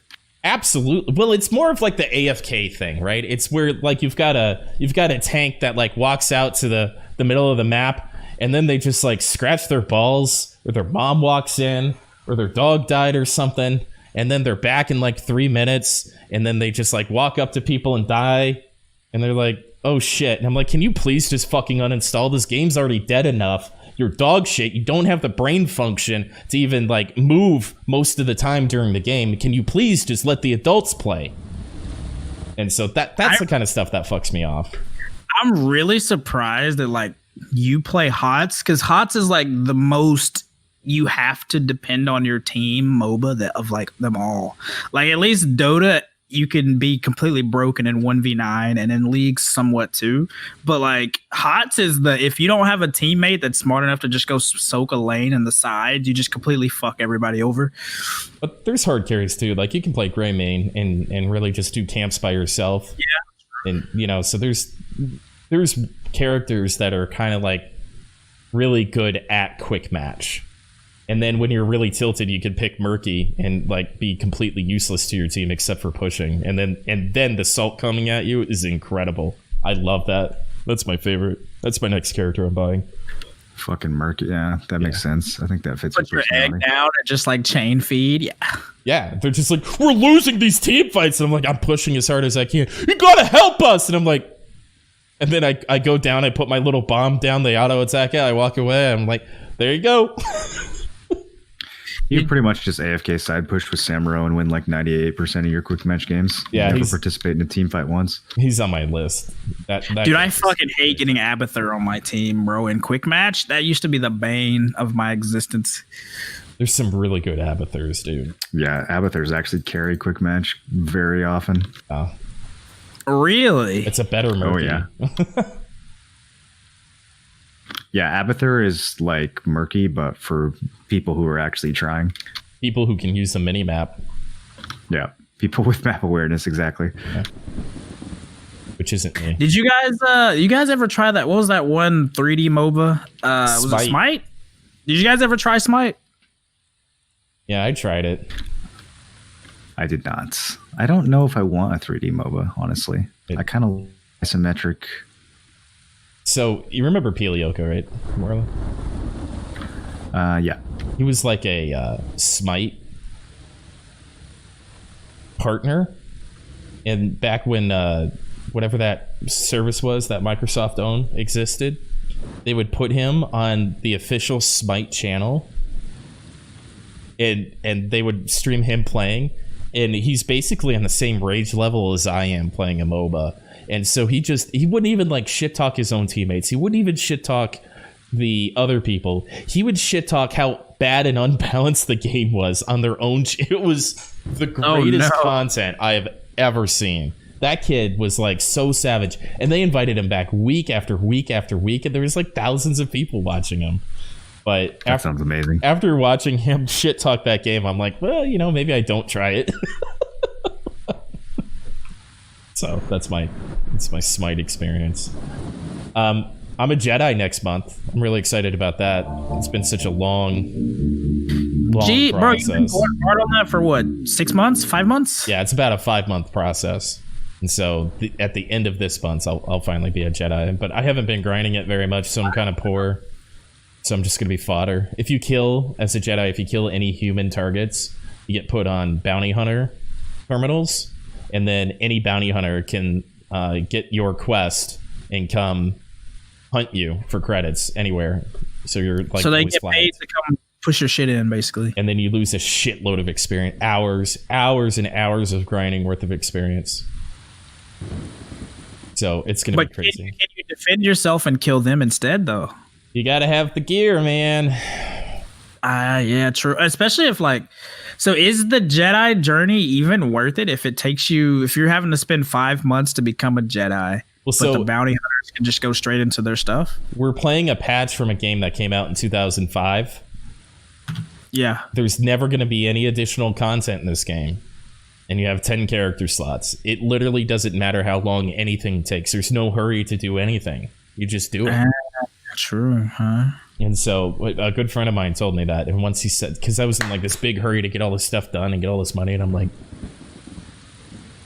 the emulator's been live for 8 years. You know, like, and there's been no new content. They just fix bugs.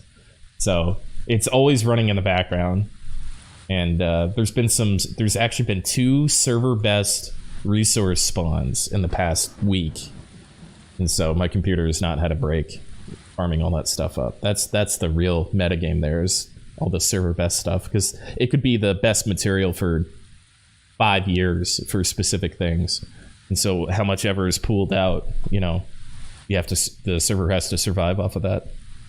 That was the game that Blade Boquez used to always talk about, right? Yeah. Yeah, everyone who played that game back in the day was obsessed with it. That was Ultima Online for a lot of people. Yeah. Gotcha. Accurate. So I still have fun going back to it. I'm not playing it quite as much as I was, but maybe when my Jedi unlocks, I will. I mean, it's kind of nice to have one of those things that's on the side. I used to do the same thing with like BDO Mobile before like the gap just kind of exploded after like the couple media patches. Yeah, rip BDO Mobile, dude. Man. Can't wait for CDO Mobile. What's CDO Mobile? What is that? I don't know, Crimson Desert Mobile? Oh. I was assuming they're gonna... Oh, God. Are you coming to war tonight? Yeah, of course. Did you ever decide which one you're gonna take? Like, have you just set on Warrior? I saw that one node war where you were like, you're actually kind of fucking people up with like they couldn't surround you and they had to like come to you guys. In 25 mans, I still do really fucking well on Suck Warrior. But anything above that, it starts to get pretty hard. I just don't have enough protected movement to get onto, especially with all these fucking vacuums.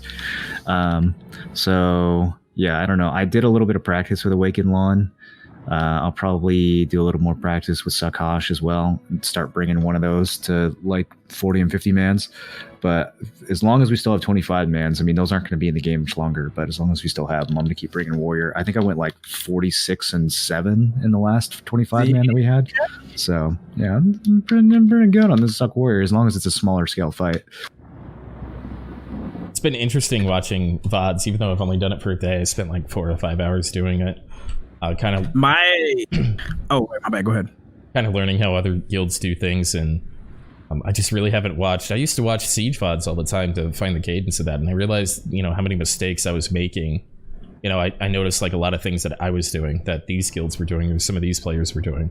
I was watching it, so I'm going to continue to watch VODs. After the podcast, I'm going to watch a Null VOD from last night, I think, and kind of go over that. I don't want anybody to think that I'm being unbiased or toxic. So I'm going to watch my own guild's VOD.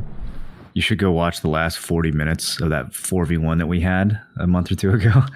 Dude, I highlighted that so it'll never expire. That's the fucking wildest VOD. Was that the one where you guys survived for like an hour of so just being fucking long? Yeah. Just so good. 4 guilds just dumping bodies on us for an eternity. And we got down to like 1% at one point. It was insane. It's unreal how much of the calls these guys seem to get frazzled, the T1 guys, and they just make like really, really hasty calls. Like, just get in there and die. Just get in there and die. Just get in there and die. Why aren't you dead yet? It's like 90% of these guys' calls. Even the good shot callers, just get in and die. So like maintaining pressure and all these kind of things that we're used to in Siege and some other areas are almost kind of lost or forgot. Maybe people just get too excited over, you know, how good frenzy drafts and simple cron meals are. Yeah, I think the fact that you can melt a fort with monster damage and high AP in like 2 seconds is a bit of a problem. Like, it kind of fucks with the pacing of T1s. I think it causes people to make bad decisions. Yeah, but when there's 40-second respawn timers, you know, maybe consider white dots from time to time. Yeah. Why is that even a thing? Like, why are forts considered monsters so you get monstered? It's so weird.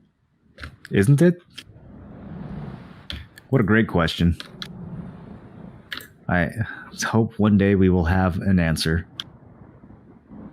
I mean, it's just like hunting, right? With T1s, they did 90% of the work they needed to do to fix them and just refused to do the last 10%. Yeah. I mean, it would be so fucking easy to clean this shit up, but they just won't do it. I like it a little bit better. I hate axes. I've always hated axes. So I like it a little bit better than axes, but it reminds me of, remember when Node Wars first came out in Xbox? And how, like, you literally ignored the white dots, like the node that towers were like half as strong as they are in T1 nodes on PC right now. Yeah, they had to buff the forts because you could just actually kill them in 30 seconds. I think that's the only thing we typed in the partner Discord for like a month. Except for guild pings. Not having guild pings was fucking weird. And then on top of that, the Xbox load times were so long that you basically had like a 3-minute respawn timer from the first minute of the war. Yeah, there was kids playing on their dad's fucking 6-year-old Xbox One original pre-order and shit. I played that game for 2 seconds on an S, and I was like, well, gotta go buy a new Xbox. Dude, I was so jealous watching people play on like the console release when it first came. I was like, fuck. So fun, dude. That was so fun. It looked so good, but then they released Medea with Azulas, and it's like, okay, well, you just ruined it. No, Medea was still sick. They didn't ruin it until Awakening. Awakening is what ruined it. Okay. But I got a solid like 4 or 5 months out of fresh BDO on console. It was the best BDO I've had since PC release. Yeah, it looked pretty sick to watch. People like holding down like channels at Monastery and like ogres and shit like that. It was really even better than the original release because like all the quality of life updates. Yeah. Having a central market and duo to tet drops like straight away and kind of that really fun rapid progression that can come from massive RNG. I thought that was like really, really cool. No EXP loss when you died. You're not typing in a cash register trying to buy things off the marketplace. You know, there's some previous knowledge there, so the game moves a little faster and stuff. So I thought it was my kingdom to go back to even if I got to play on a fucking controller again.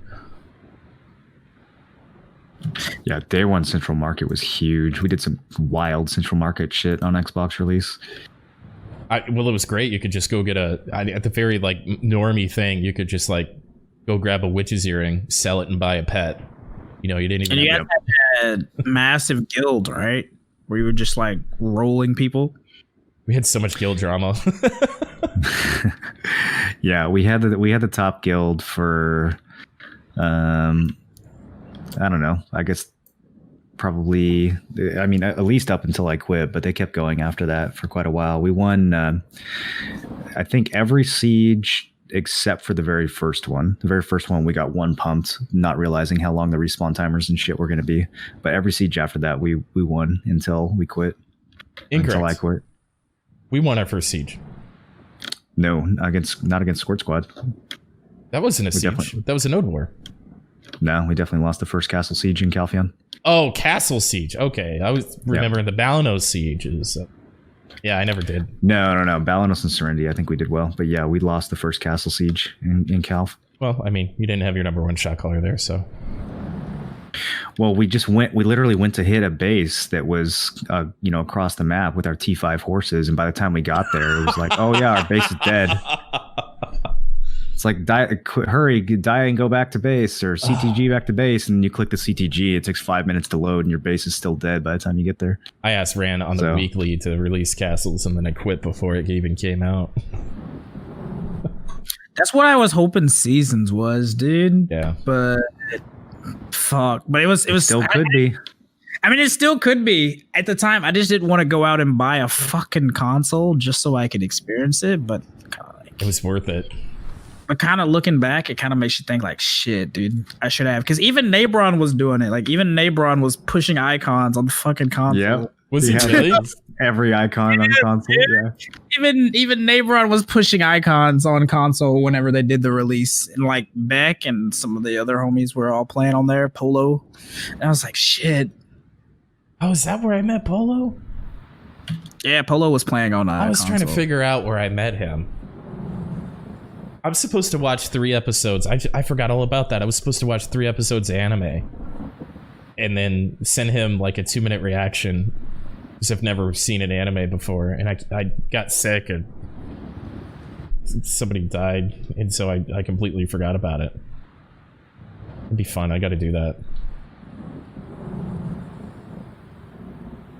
But yeah, my last thought on the VOD review thing. I was watching this Pecco guild. And this guy is absolutely one of the best shot callers in BDO, bar none. And he does it all listening to K-pop. That's probably part of his success. That's what my chat was saying, is like, it's his fuel, it's what keeps him going. And I'm like, but my ears, like, I'm trying to watch this dude. If he was dog shit, I'd be like, oh, it's just another dog shit caller. But it's like, and he's like making great calls, and I'm like, my ears are like, I'm getting like a brain bleed, dude. I'm getting a brain bleed. Why can't you listen to metal or techno like anybody else? K-pop doesn't make you want to kill a bunch of people in a video game? No, just me. Yo, apparently, Yeah. Pico is a VTuber guild. His opening thing for his stream, it's 10 minutes of K-pop and some dancing anime girl for just 10 solid fucking minutes. I subbed right then. But no, he's not a VTuber, but could be. Do you guys ever think about how much more money we would make if we were VTubers instead of real people? I'm just so angry about VTubing. I don't think I could possibly ever. Dude, Moreland, you could have like a potato, bro, as your like VTuber. Wow. Is that possible? How much does that cost to get a potato avatar? Like your current, like the Moro sip, bro. Just get that animated. That's true. That would be. We've got to do something. You know, this face isn't going to last much longer.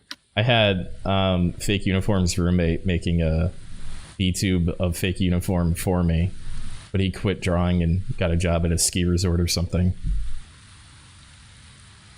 Pretty lame. Ski resort? So my avatar was going to be a 3D rendering of him. He would have loved it.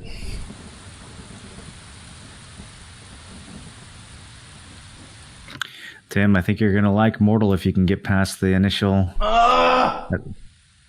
I think both you guys would. I think most people playing BDO right now would really enjoy Immortal if they can stand the initial suffering, which BDO kind of teaches you to do. I mean, there's a lot of straight up suffering in early BDO too, just not quite as, weird as it is in Immortal.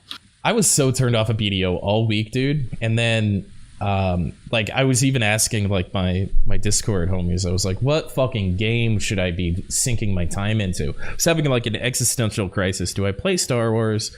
Do I get back into fucking BDO? Or do I just like dive into this Mortal thing?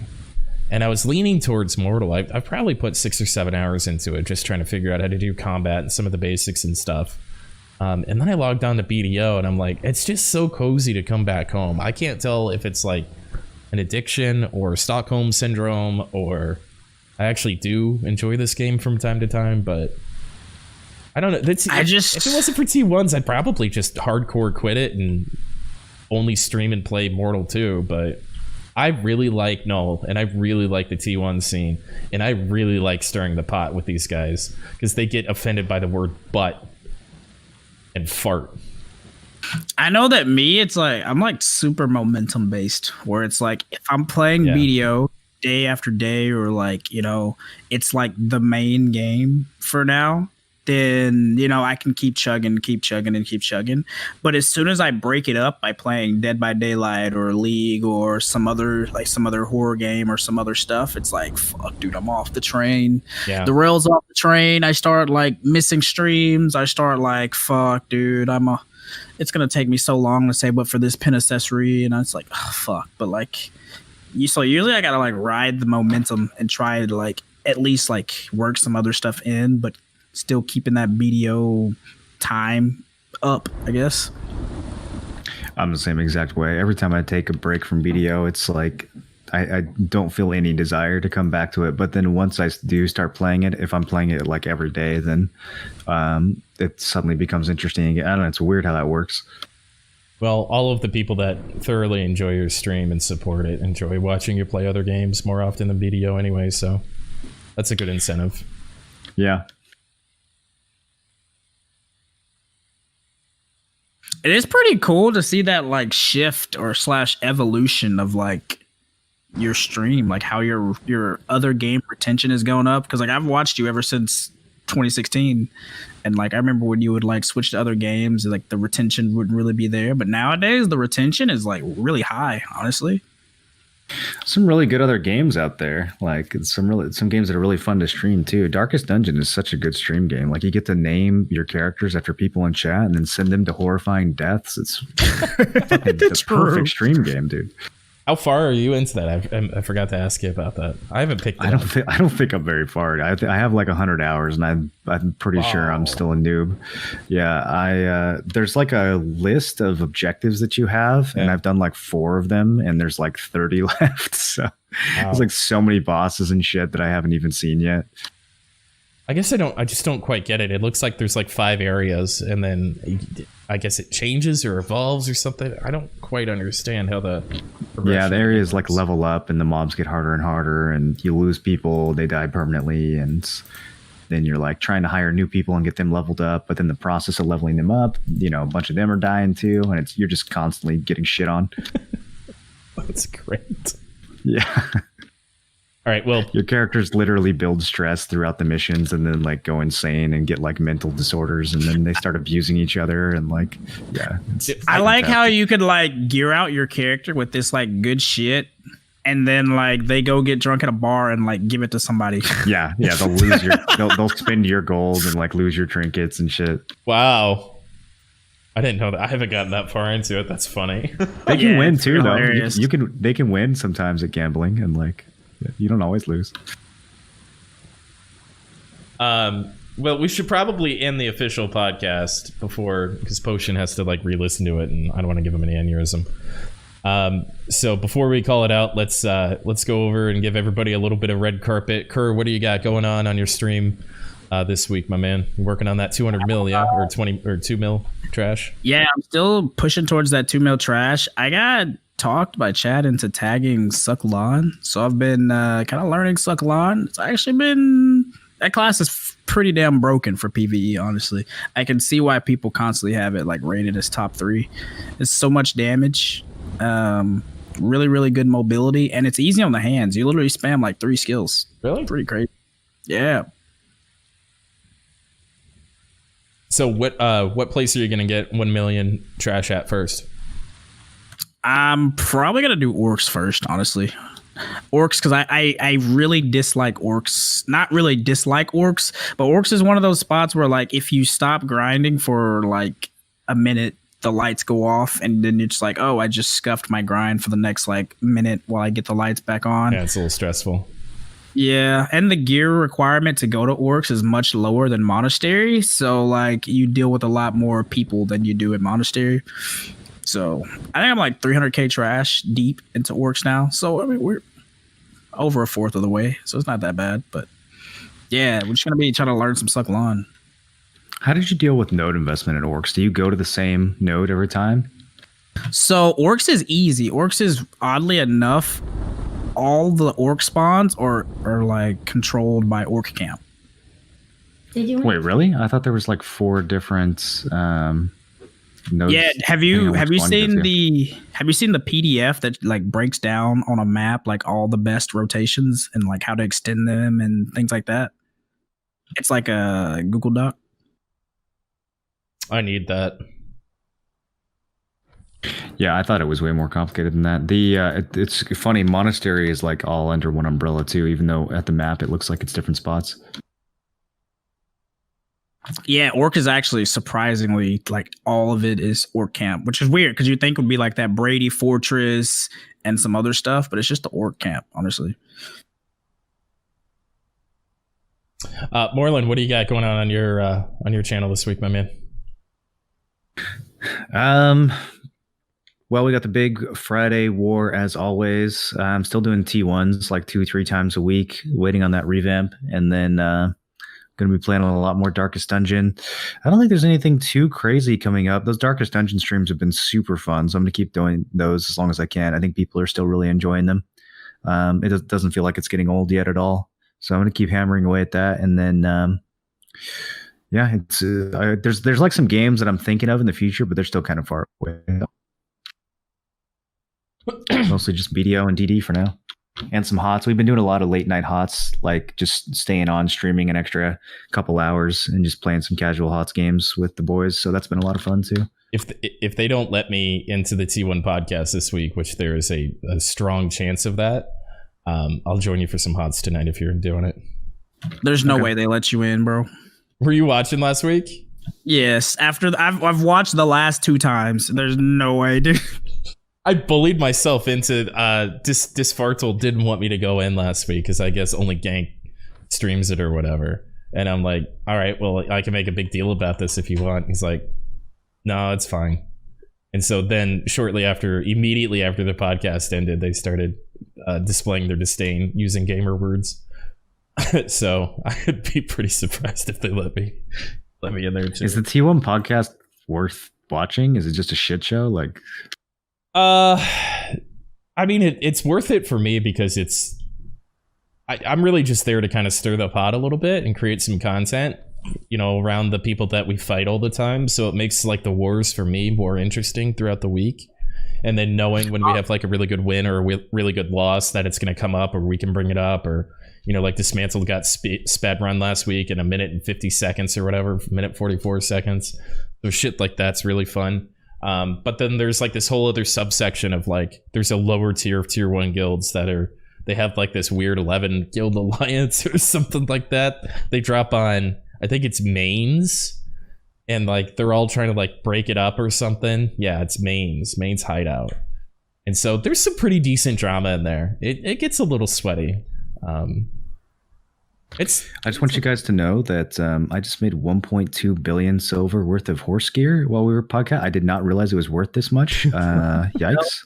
You were like enhancing, or you're in fail stacking on horse gear? No, I was just gonna swap. I've been using green horse gear for since 2016, so I was finally upgrading to Granveer, and I didn't realize how much this shit was worth. That was pretty fucking easy. It's expensive. Hell yeah, dude. So as far as my channel for this week, the family's feeling a little bit better, so I should be able to get back to Node Wars this week. Every Node War I go to, I stream. I'm also going to go through and continue to do T1 Node War VOD reviews because I had so much fun with that. So I want to try some different guilds. I think I'm going to jump right into that after this podcast, starting with Null and seeing how rewatching some of that, a fight that I wasn't in, would be. So I want to thank you guys on behalf of Kerr and Moreland TV. I'm Tim Allen, 1337. This was the Nerds Awards Podcast, episode 40. We are live every 12 p.m. Pacific. That's 3 p.m. Eastern on Fridays. You can catch us on Spotify or Potion Shop's YouTube if you can't watch us live then.